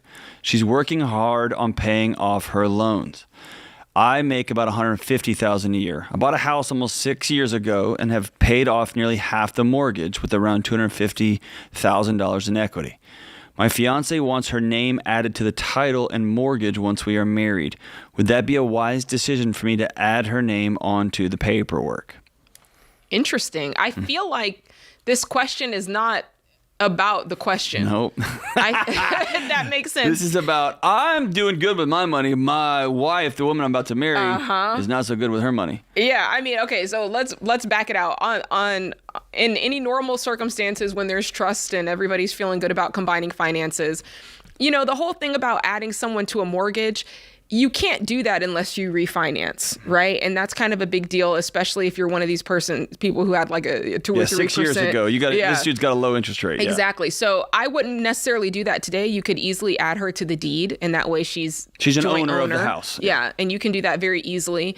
Now, if you were to, you know, let's say you get married and you never add her to the mortgage, you never refinance, and you were to pass away, it's still going to go straight to her. She would still be able to assume that mortgage. Yeah, I called a mortgage professional, and the professional said, if somebody's an owner on the deed, but their name isn't on the mortgage, that doesn't matter when it comes to ownership. And if the person, if the husband, if you died in the situation, that's the one and only time her name would get moved to the actual mortgage if she wanted to keep the payments without a refi. Yeah. So now it'd be all taken care of. Being able to afford it is a whole other question. Right, there you go. Just being able to make that transition. But that being said, I don't really feel, I almost called you Ken. I don't really feel, John, that the question is about that. I feel like he's more thinking, like you said, she's got this debt and I don't, and I kind of don't know if I want to combine finances. That's what it sounds like. Well, and so here's the deal. I think this is the way I would look at it, Todd. And check me on this, Jade, if I'm wrong. Todd, yes, I would add my wife the day after we get married, after my honeymoon probably. I would add my wife to as an owner of the house, right? I'd put her name on the deed. No, absolutely. I wouldn't worry so much about refinancing, especially you got this house 6 years ago. You probably got a good interest rate. But I want you to think about this. Y'all together make a little over $300,000 a year, and y'all are going to have $175,000 in student loan debt. Right. And y'all are going to have to bust your butts and get this paid off. You make $300,000 a year. You can get that paid off in 2 years and just move on with your lives. So that's the way y'all need to think about y'all's money. And if that makes you feel uncomfortable, then I would check myself before I wreck myself and get married. Listen, I agree with this statement. The only thing I disagree with is the y'alls. I'd say you guys. How about That's that? right. That's Texas versus Florida. It's all good. You people. All right, we got Meredith in What do you Huntsville. mean, you people? Meredith, what's going on? Hi, Jade and John. Thank you for taking my call. My question is, can I afford tickets to a Dolly Parton concert, or should I focus solely on buying a house? And where is that concert? It is in Vegas. This is my kind of call, Okay, John. this is baby step 9A, which we don't talk about very much. And that is, if you can see Dolly, you go see always Dolly. see Dolly. Always and see Dolly. always see her in Las Vegas. Perfect. Okay. I mean, maybe not always. Let's roll it back. Listen, I want to say yes no matter what, but I can't. You said, should I do this or focus on a down payment? So I'm assuming that you are actually and correctly on baby step 3B, which would mean there's no other debt. Can we check that green? Yes. No other debt. Okay, that would also mean that you have 3 to 6 months of expenses. Can we check that box green? Yes. Okay, that would also mean that you have begun baby step 4 in some capacity or negative? And remind me what step 4. I'm sorry. Investing 15%. Have you started that yet? Oh, yes. Yes. Okay, so we can check that green. And then have you started anything towards the down payment, or you're just thinking about it? Yes, I have probably about $50,000 that I can put toward it. Of course, that's really including like any expenses like closing costs, et cetera. Sounds like you're going to see Dolly. Girl, get good tickets. Well, I like that. Get good seats. Yeah, get right up front. Who's going with you? I'm not sure yet. Probably a family member or friend if I can get them to go to Vegas with me. Wow. That should not be I love hard. this for you. What's your income? You're doing great. What's your income? About $60,000. Wow. You've done so well. Thank you. Yeah, I'm proud of you. And really, It's like, kind of a show, the so I'm math very problem glad to here hear is that. this. When it all comes down to it, this might mean you buy a house in January instead of December. After tickets, after plane rides, after hotels, it's going to be a couple $1,000, and you're saying, I would rather buy a house in January and have had this amazing experience before buying a house in December, right? Right. Yeah. I'm definitely a saver, so I'll probably be trying to get it closer to $1,000 for all the expenses. But yes, definitely. Good luck. Yeah, best of luck to you. I don't think you Listen, can enjoy sneeze the in trip. Vegas for Yeah. $1,000. If You you're going gotta to go, enjoy you might the as well trip. go, yeah. You've got the money. You said you got 3 to 6 months plus 50,000 saved, plus you've been investing. Plus, you Yeah. don't owe anybody money. Go enjoy Enjoy yourself. it. Have a good time. What hotel you staying in? Cosmopolitan. I don't know, but I know that the show is at Caesars Coliseum. Okay, great. Don't stay at Caesars, though. Stay at the Cosmo. All right. I like this call. I'm so excited for Meredith. That's great. That's fun. Are you a Vegas person, John? If I'm going for a thing, so like Okay. me and Blake Thompson and Brian Williams, 2 guys who work here, we went down to see Social Distortion. My favorite. We had the time of our life. If people are like, let's just go to Vegas, I'm not a fan. Really? I get burnt out within 24 hours. Well, you can't stay long. I feel like 3 days is the limit. If I'm going for a thing, then I love it. If I'm going to Yeah. watch the fight or something, I love it. If I'm going just to like look around and stand in circles, I Yeah, don't no care for it. gambling for you. No tables, no I mean, blackjack. no, yeah, I do. I Got do. you. Okay. I That's do. why you got to set a limit on it for sure. Oh, boy. Oh, boy. Hey, this happened the last time I was there. So the concert, the Social D concert, has a big mosh pit and it's a big chaotic event. And I was down in there, and I had took a little bit of money to set on fire, and I ended up sat by some guy who helped me out, and I had a silly day at the blackjack table. Nice. But I was so over the top, which I know is hard for you to imagine. I was a lot. Somebody stops me in the mosh pit and they're like, hey, there's that guy. And I was thinking they were talking about the show. And I was like, yeah, what's up? I'm kind of cool. And he goes, that's that goofball from the casino earlier. And I kind of made a scene. I never win anything. I think that's so fun when people are winning and they make a scene or a table is hot. But then here's the deal. We all got to get T-shirts, got to pay for like breakfast and dinner. It was a blast, man. So it was a good time. Oh man, that's my. Are you a Vegas person? Las Vegas, aside from going to the beach, that's my favorite trip. If I can go every year, I go every year. Whew. Yeah, that's my jam. Sam Warshaw and I. Good on you, man. Listen, go it's in see the budget. Dolly Parton, Meredith. Go see Dolly Parton. I saw Bruno Mars in Las Vegas. Wait, No, I saw him in Miami. Who did I see in Las Vegas? Oh, U2. Was that pretty awesome? Oh my gosh. Did you go to Sphere? Yes, I went to You did? Yes. And I heard that was a spiritual experience. It was okay. I didn't have great seats. I sat in the wrong spot. But my memory from that is I passed Bono in the hallway and he said, "What's up?" Did you say, "What up, B?" It took me a moment. I was like, you have that moment where you're like, I can't believe this is him. But Bono spoke directly to me. I could still feel the glow. I lifted off the ground a little bit. James is in there weeping. He's like, Bono never talked to me. But look, James, I don't feel like James cares about Bono. Are you kidding me? Do you care about The Edge? I love Bono, but the Edge would mean more to me if I saw him. Yeah, I didn't see him. You know what? I think I feel the same way. I think I would. I think you guys are both need to seek professional help immediately.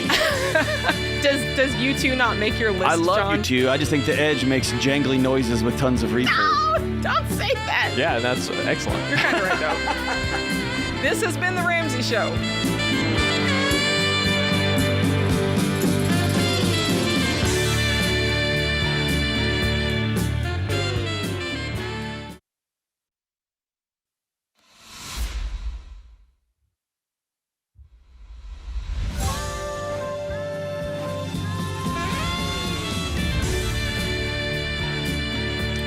From the Ramsey Network app, it's The Ramsey Show. I'm Jade Warshaw. Next to me again, Dr. John Delony, continuing to take your calls. It is a live show, so if you call in, you're talking to us live in the moment. How about that? We got Linda, who's in Fort Worth, Texas, on the line. What's going on, Linda? How can we help today? Hey, you guys. I am in credit card debt. I pay about a third of my net income in credit card debt. Holy smokes. And I am wondering... Yeah, I know. It wasn't intentional. From the beginning of 2024 to the end of 2024, my job changed and I got like over a $30,000 pay cut. Okay. So what are you making now? It wasn't an issue. So now I currently make $46,000. However, I'm a teacher, so starting in September, my new job, I should be making about $52,000. Okay. 53, something like that. How do you not know? In September? How do I not know? Because, so I know my base pay, but I'm teaching English and there's stipends there's stipends with that. Mm-hmm. So we don't know what the stipends are. They should be about $5,000. But I used to get a stipend schedule, but you may have to call central office. Are you with Tarrant County? Who are you with?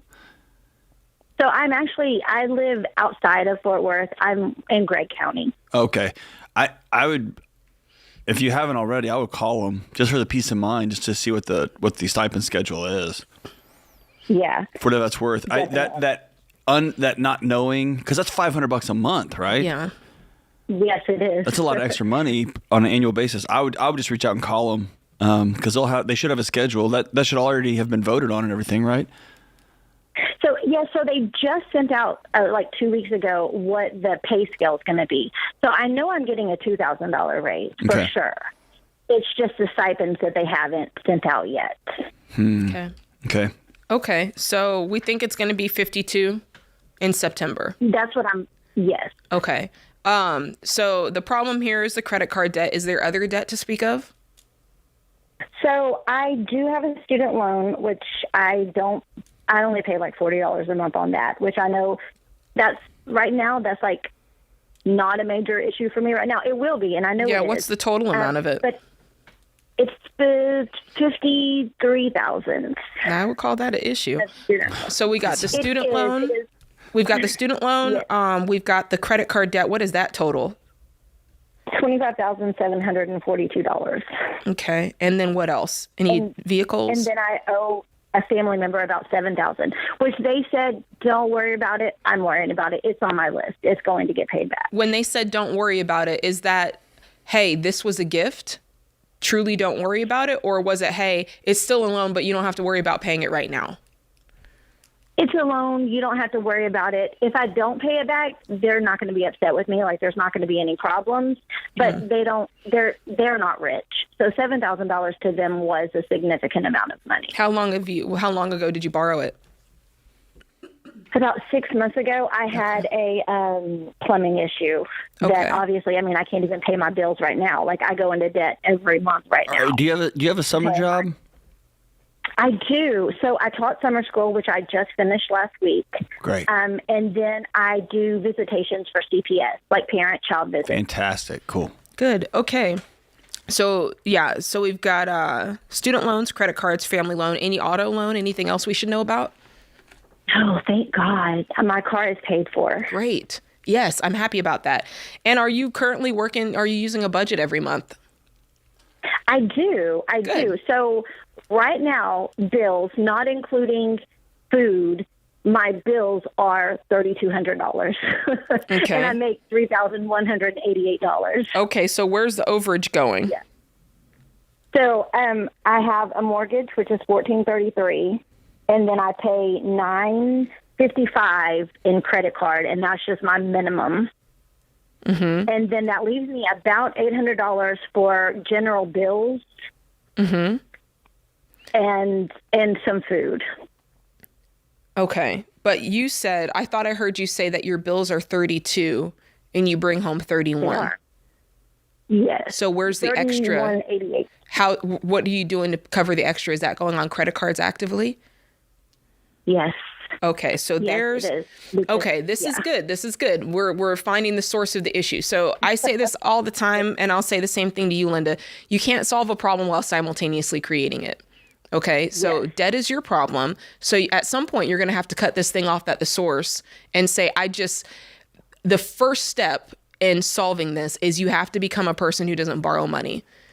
Otherwise, it's all for naught. Like, what's the point of paying and working so hard to scrap to pay these things off if you're actively borrowing against your own efforts, right?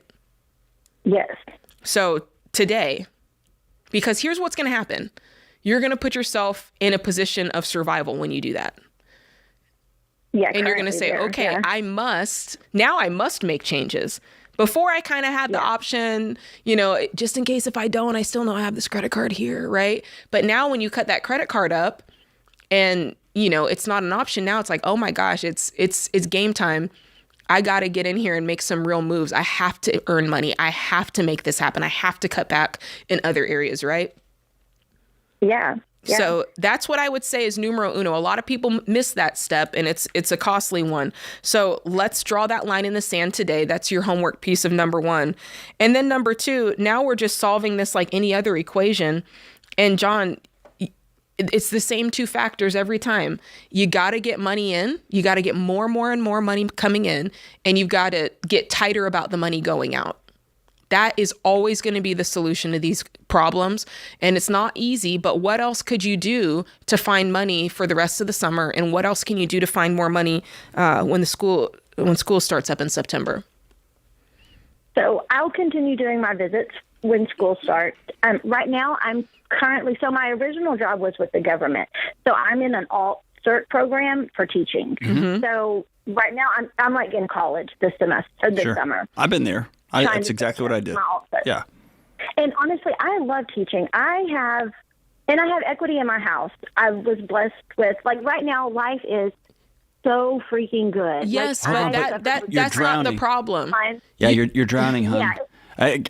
No, I mean, I'm not spending. Yeah, but go ahead. You called in because you make $3,100 and you spend $3,200. Yeah.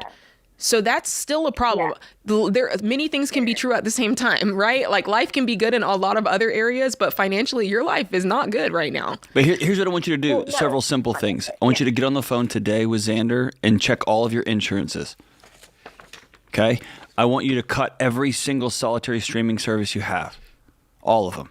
Okay. Because what you're trying to do right now is find $150 a month just to break even Steven. Mm-hmm. Yeah. Everything. And you have to tell all your friends, I can't eat out anymore. And that means when you're going to do a home visit, you pack a ham sandwich to go with you. Mm-hmm. Now, I don't know anything about this home business Yeah, what are you making on those home visits per visit? Not very much. I only make $15 an hour. Then I think you got to find a better side hustle. Yeah, make $25 an hour tutoring English or math at the local school. You're going to make more money doing that. Yeah. That's what this amounts to. I know that you're burning the candle at both ends. I know that you're out there trying to do work, but you then have to say, hey, is this worth the time I'm putting into it? Or can I find something that I can make more per hour so that I can get this thing right side up and actually start making progress on this debt instead of minimum payments? You'll be paying minimum payments forever if you don't change this.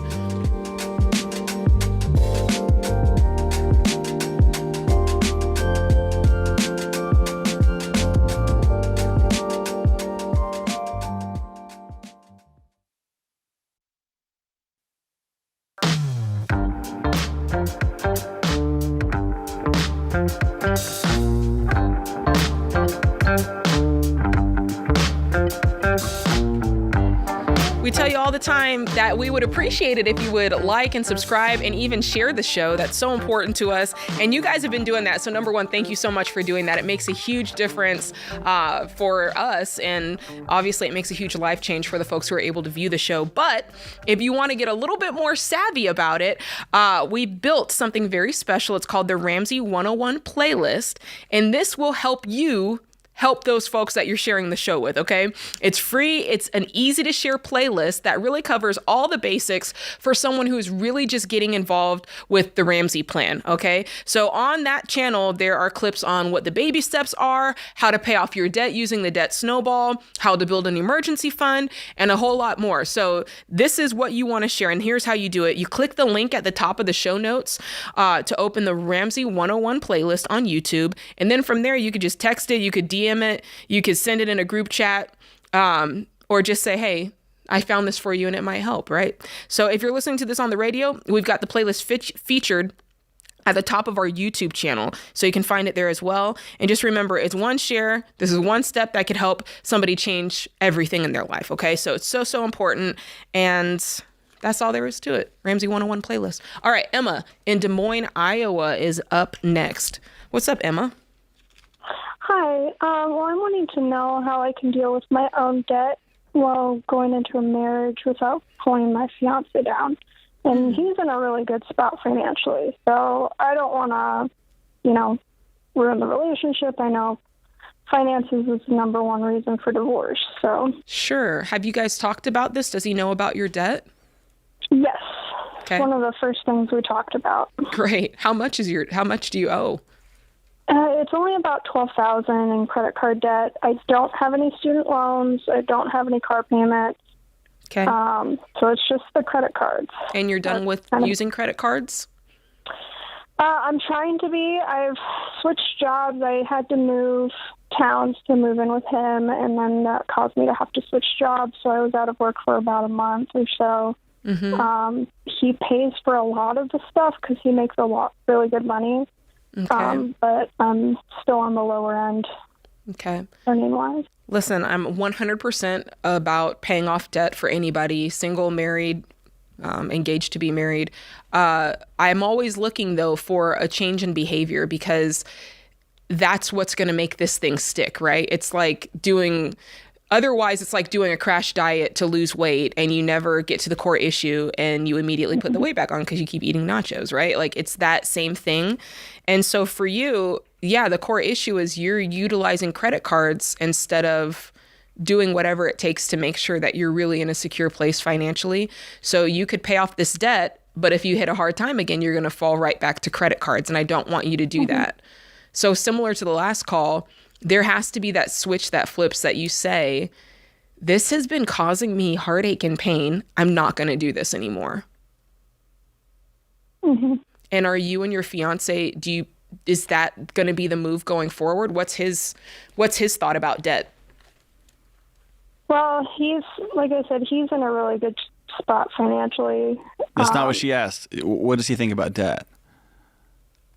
Well, he wants to get it paid off, but he also knows that, going forward, we want to start like a real estate business. So he knows that you sometimes have to go into debt to make money. Interesting. Like buying a rental property. Obviously, you have to go into a little bit of debt to get the property, but then you earn it, earn it back. He's definitely the more financial savvy person out of the two of us. I don't know about that. Yeah, that makes him unsavvy. So here's what John and I want to do. We're going to gift you Financial Peace University because I think that you both could benefit from more financial literacy, right? I think you're just seeing he seems to have more money in the bank. He's better with money. I have a little bit of debt. I'm terrible with money. When really, I think you guys are both young, and it's so important to really learn how money works, how debt works. Is it necessary? Is it unnecessary? All of those things that I don't know, John, about you, but I wish I had known it when I was first getting my start. Yeah. It would have changed everything. So we're going to make sure you have Financial Peace University. We're going to make sure you have every dollar. And to answer your initial question, yeah, I would work really hard to pay off this debt, Emma. But again, remember, the point of paying off the debt is because you've said, this is a negative thing for me. This is stealing my paycheck. It's stealing my joy. It's making life frustrating when I have transitions between jobs, right? Because now I got to pay my debt and I lost my job. So remember that. And remember that debt is not your friend, so that after you pay it off, from here on out, we set this foundation to where, we can use our cash. We've saved up money. If there's an emergency, we use the money that we've saved. If we'd like to purchase something, we save up the money to purchase it, even if it's real estate. And so I just want you to remember this moment and remember this call going forward, because I think you guys are going to pay off this debt, and I think you're going to go on to have a great marriage. But in 2 seconds, with real estate, you could pile up another $500,000 like that. Yeah. And think how that would feel. Yeah. And now, go ahead. Our wedding is August 30th. Okay. Of this year.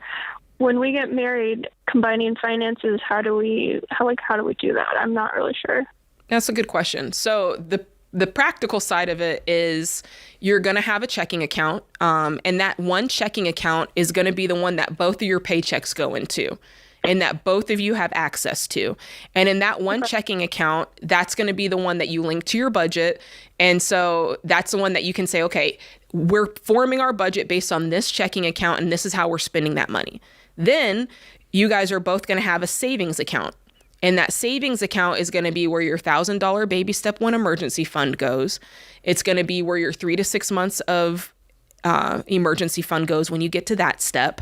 And that's going to be that. And then from there on, if you decide you need another extra savings account, once you get beyond 3 to 6 months of expenses, you can do that. But the point is, from here on out, everything is done in full transparency together. You're both on the accounts. Nobody has a side account over here for a rainy day that the other guy doesn't know about.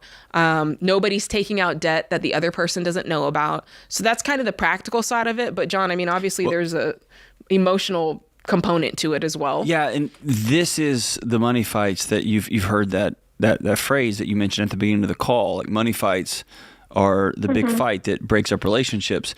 It's not about owing $12,000. It's about something in your relationship dynamic makes you feel so less than because you have $12,000. It is, I'm going to work really hard. We're going to pay this $12,000 off. We get married. We get one checking account, and one person says, I'm not putting my money in one checking account. Are you crazy? I get my money. You get your money.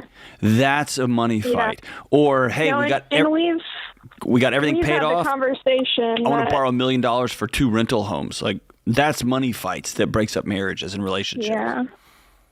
Yeah, and we've had the conversation that it's not your money or my money, it's our money. Perfect. Good. Once we're married, I think I just have a hard time with guilt, feeling like I'm taking advantage of him because he's got like over $600,000 of assets and investments. He's talked to a financial planner. He has like a financial planner. Okay, listen to me very carefully. He's not better than you. Yeah. Okay? He's not better than you. He might know more about a thing. My wife was when we got together, was a world-class elementary school teacher. She became nationally renowned for childhood literacy. You know what I know about childhood literacy? Almost nothing. Yeah. And I sit with people whose lives are falling apart. That's not what she does. Neither of us are better than the other person. All of our money goes into the same account every month, and we go from there. And so Yeah. it's you not coming into this marriage. And if he makes you feel this way, you need to have this conversation before you get married. And if he tells you every day, I love you and I can't wait till we're married, and you're bringing this in, I want you to go talk to somebody. Talk to our friends at BetterHelp, okay? But you've got to talk to somebody to work on that idea that he's so much better than me, he's smarter than me, he's a better partner than me, and I'm just kind of this dead weight. Yeah, this dead weight being pulled behind the car because I'm bringing $12,000 in. No, not at all. He picked you. You picked him. Keep your head high.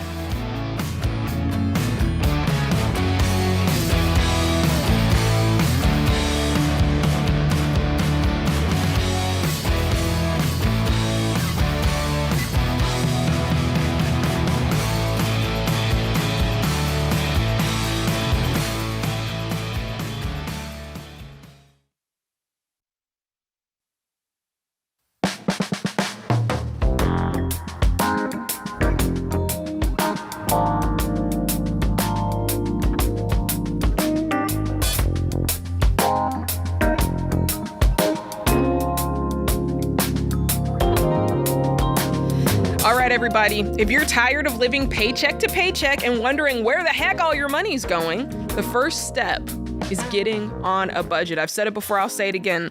And good thing our team is hosting a free budgeting training this month. Honestly, every month they do this. You'll learn a step-by-step system of how to make and stick to a budget using Every Dollar, our budgeting app. Plus, you can get your biggest questions answered in the live Q&A. Trust me, it's so worth it, but spots are limited. So sign up for free today at everydollar.com/webinar. And hey, there's one more thing. 2 weekends right now are on sale for the Money and Marriage Getaway. Rachel Cruz, me, and several of our friends spend 3 incredible days here in Nashville, Tennessee with you and your spouse, learning about tools to strengthen connection, talk about intimacy, talk about sex, we talk about your money, we talk about everything. It's all new stuff this year. We rewrite this every year, and we have events on sale for November and for Valentine's Day weekend, and we can't wait.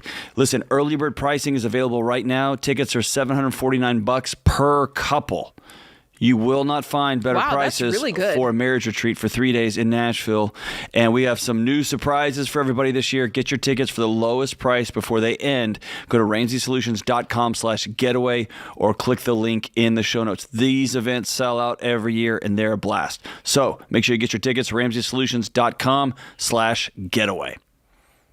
Yes, that is correct. Actually, I think it's RamseySolutions.com/ well, it was up there. Getaway? It wasn't Getaway, it was Events, I think. Oh, I think that's the same check thing. Is it the same thing? Okay, try both of them. Type them both in. You'll get there eventually. Or just click on the link in the show notes, YouTube, or the podcast. There you go. I like that. Let's go out to the Utes. Or Rebecca. Salt Lake City. Utes. That's funny, yes. What's up, Rebecca? Hi. My husband passed away and left me a $4 million investment account that I have no idea how to run, to be honest. He took care of all the finances, and it's a steep learning curve. I'm learning, doing a lot of reading, but the problem I'm coming up on is that people have sort of come out of the woodwork asking me for money and help, and I've always had a hard time saying no to people. Yeah. And so I'm just having a really hard time navigating like all the learning curve of learning how dividends work and investments work, on top of, people coming to me and saying, hey, I need $4,000 here. Who are you the lend people? me $10,000 there? Who are these people? So I grew up really poor. I have 10 siblings. Okay. So it's family, my mom, a couple friends. Yeah. But I guess my husband was always a buffer because it was his money. It was never my money. Yeah. Hey, do me a favor. When did he pass away? In May. May. Wow, that's... What was his name? His name was Oscar. Pretty awesome guy? Yeah. You miss him? Yeah. Yeah, I'm so sorry. Yeah, he's my best friend. Yeah.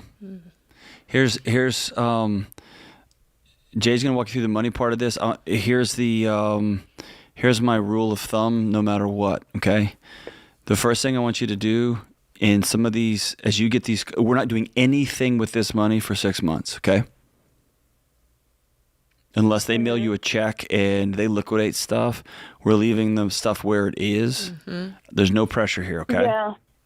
The second thing is, if anybody calls you within a month and a half of your husband's passing asking for money, they are declaring themselves unfit for any sort of support. That callousness and lack of care and compassion for you and your grief is it's hard for me even to wrap my head around. And I spend my time working with people who don't know how to handle grief well. That blows my mind, okay? Down the road, I want you to always keep in mind this idea. When you spend money, when you give money, I want you to sometimes close your eyes and imagine Oscar's sitting right next to you.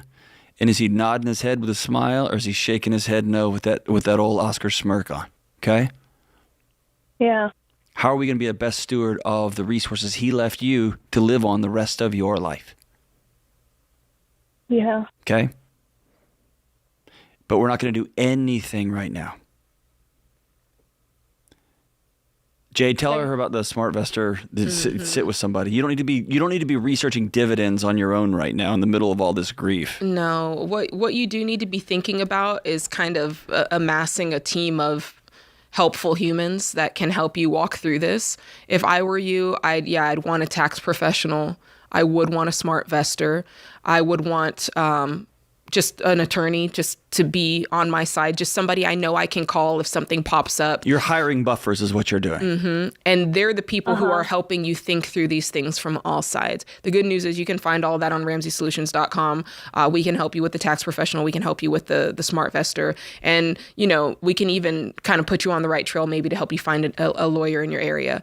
But it doesn't change what John said. Nothing's happening in the next 6 months to a year. That money is just going to sit there. My guess is, are you drawing some sort of an income from it already?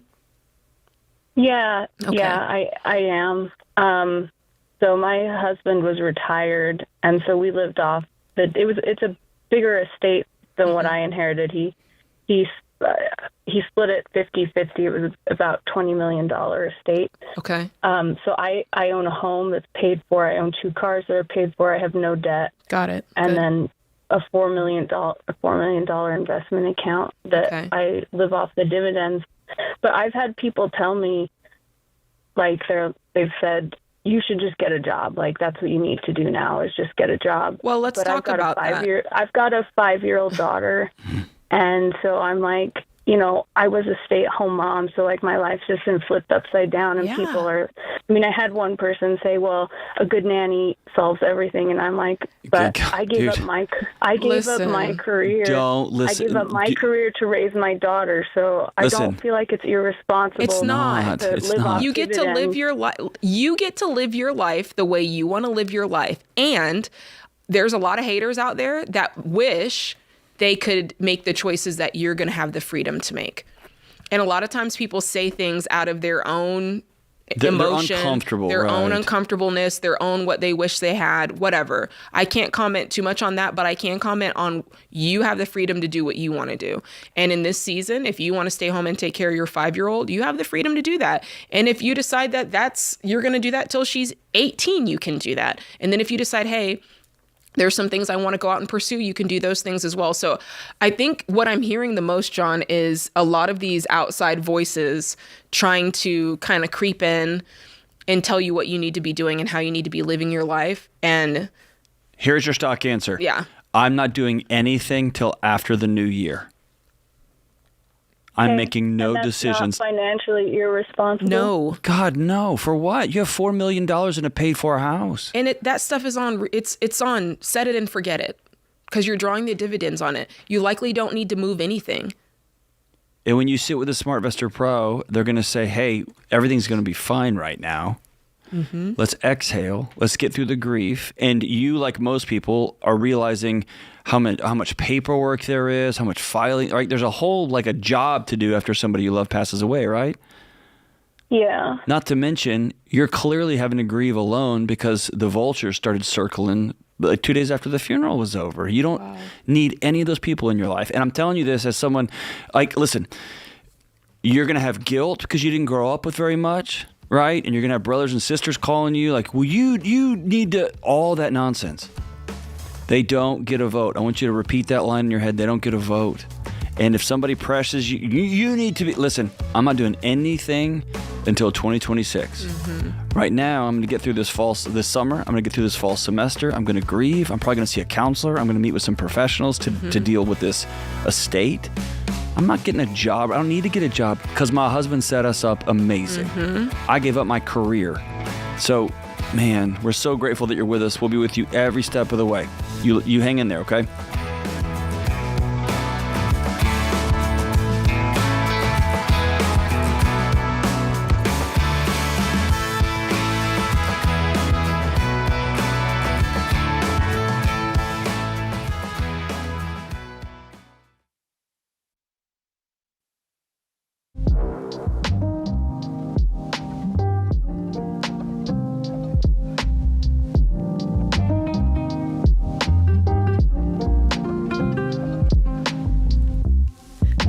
Scripture and quote of the day, Matthew 6:34, one of my favorites. Don't worry about tomorrow, because tomorrow will worry about itself. Each day has enough trouble of its own. On first glance, that kind of sounds kind of sad, but it actually is very helpful to just take it one day at a time. Because that's the only thing you can control. Yeah, for sure. Well, Jordan Peterson said, if you fulfill your obligations every day, you don't need to worry about the future. All right. I'll take it.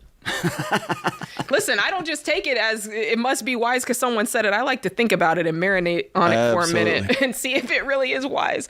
Okay, Connor's in Houston, Texas. What's up, Connor? H-Town. What's up, Connor? Hey, not much. How are you guys? Doing all right. So I think I may be one of the few where we're thinking about taking some of the credit card debt that we've built up over a couple years and consolidating that under a HELOC, which I understand is a popular topic. You're one of the few who what? It may be a good idea for me, particularly just with the context, but obviously I'm here for y'all's opinion on it. I would love to hear why you are the unicorn. You are an Astros fan, which of course makes you a unicorn, but I want to know what makes you a unicorn in this mathematical situation. Yeah, so just a little bit of context. I'll be quick. 30 years old, married, no car loans. We've owned our home for about 5 years. I'm a commercial real estate broker, kind of in my third or fourth year, starting to make pretty decent money. It's a tough kind of sled up for those first couple years. And we racked up about $32,000 in credit card debt. Holy smokes. Some of that was kind of emergency stuff on the pet side, and just kind of limp. Oh yeah, it's a long story. The pet side? What is the pet side? Fido needed Fido? Fido needed a root canal. Fido almost died. Oh, no. Bro, how much did you spend? I just got to know. Oh boy. All in all, it was about $12,000. It's about $12,000. And it was kind of in for a penny, in for a pound, but yeah. What is that? What is that? What is that? How poetic? What does that mean? Well, he had trouble breathing, and we kind of checked him into the emergency room, which was unbelievably expensive, on oxygen. So the first night was $5,000. They did a test to figure out what was wrong with him, and pretty much found the cure of what we need to do in terms of antibiotics.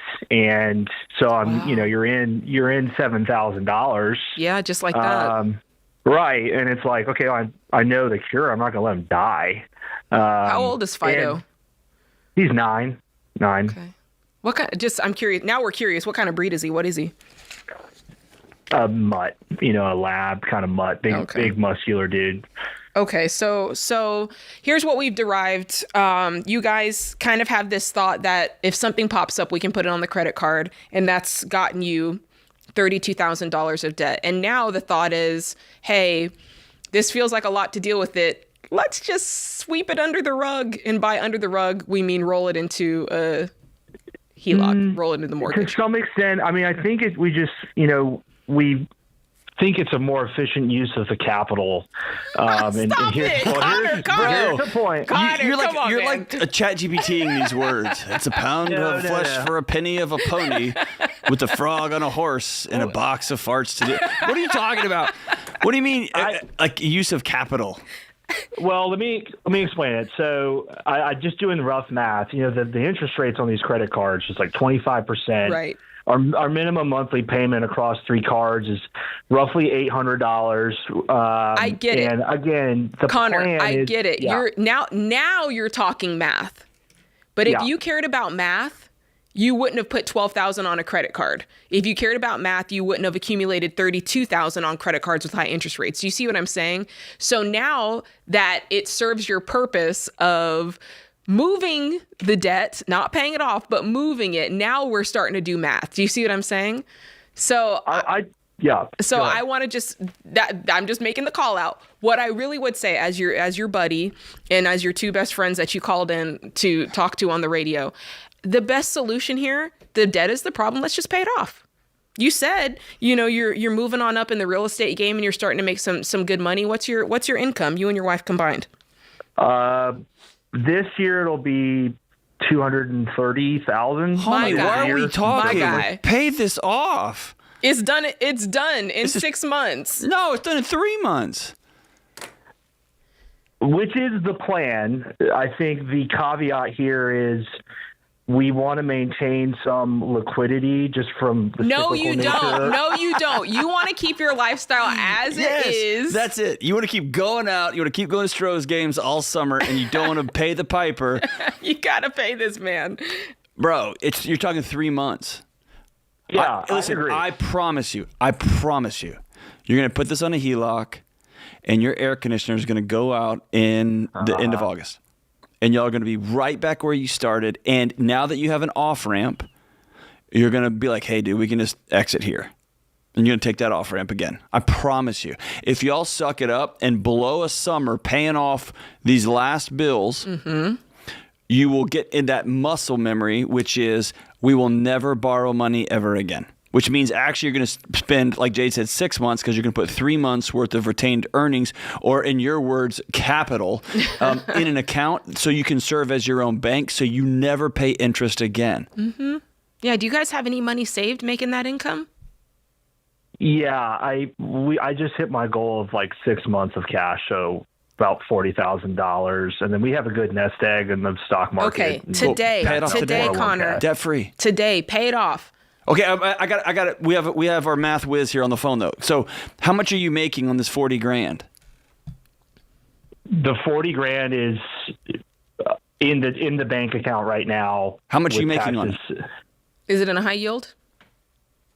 No, it's just in my checking account. Okay, so if we're doing math, you're borrowing that money at 30% or 27% against those credit cards. Yeah. And even if you pay it off and roll it into your mortgage, what's your mortgage at right now? Exactly. About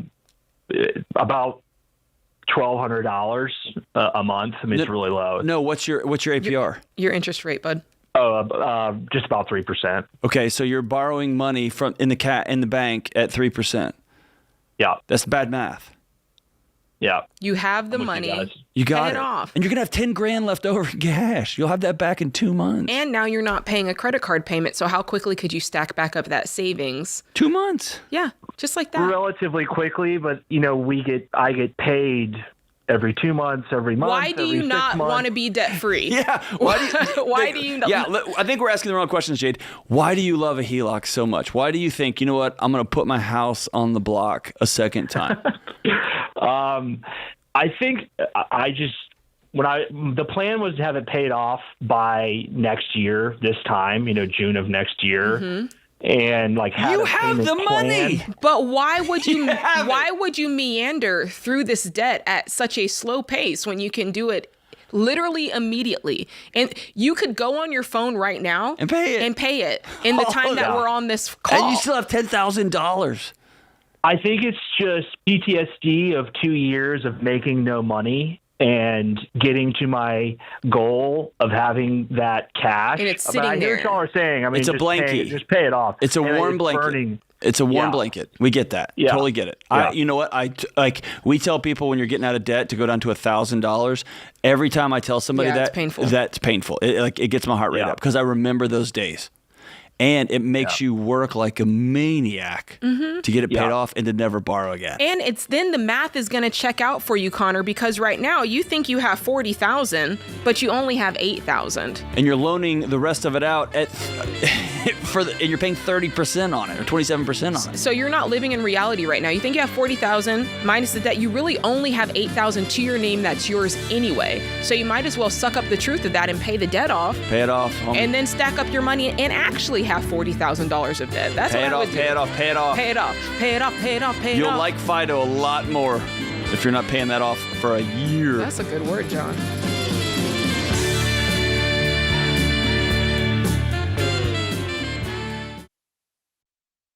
Hey, you guys, I was shocked to learn that 88% of you out there are sharing The Ramsey Show. I mean, that is so incredible. Thank you so much. And I want to tell you that we're making it even easier to share. So this June, we have pulled together the brand new Ramsey 101 YouTube playlist, a quick start collection of how to get started walking the Ramsey plan. Now, this playlist is perfect for that one person in your life who needs help winning with money and just doesn't know where to start. So here's what's inside: what the baby steps are and why they actually work, how the debt snowball helps you pay off debt fast, and how to build wealth and invest for the future, and so much more. So here's what you need to do. Click the link at the top of the show notes. It'll take you straight to the YouTube playlist. Copy it, text it, send it in a group chat. Just say, hey, I thought this might help. Because one playlist shared at the right time could be the turning point. One share, one playlist, one step could change everything for that one person in your life. So click the link, share The Ramsey Show, and let's help someone out there start winning with money.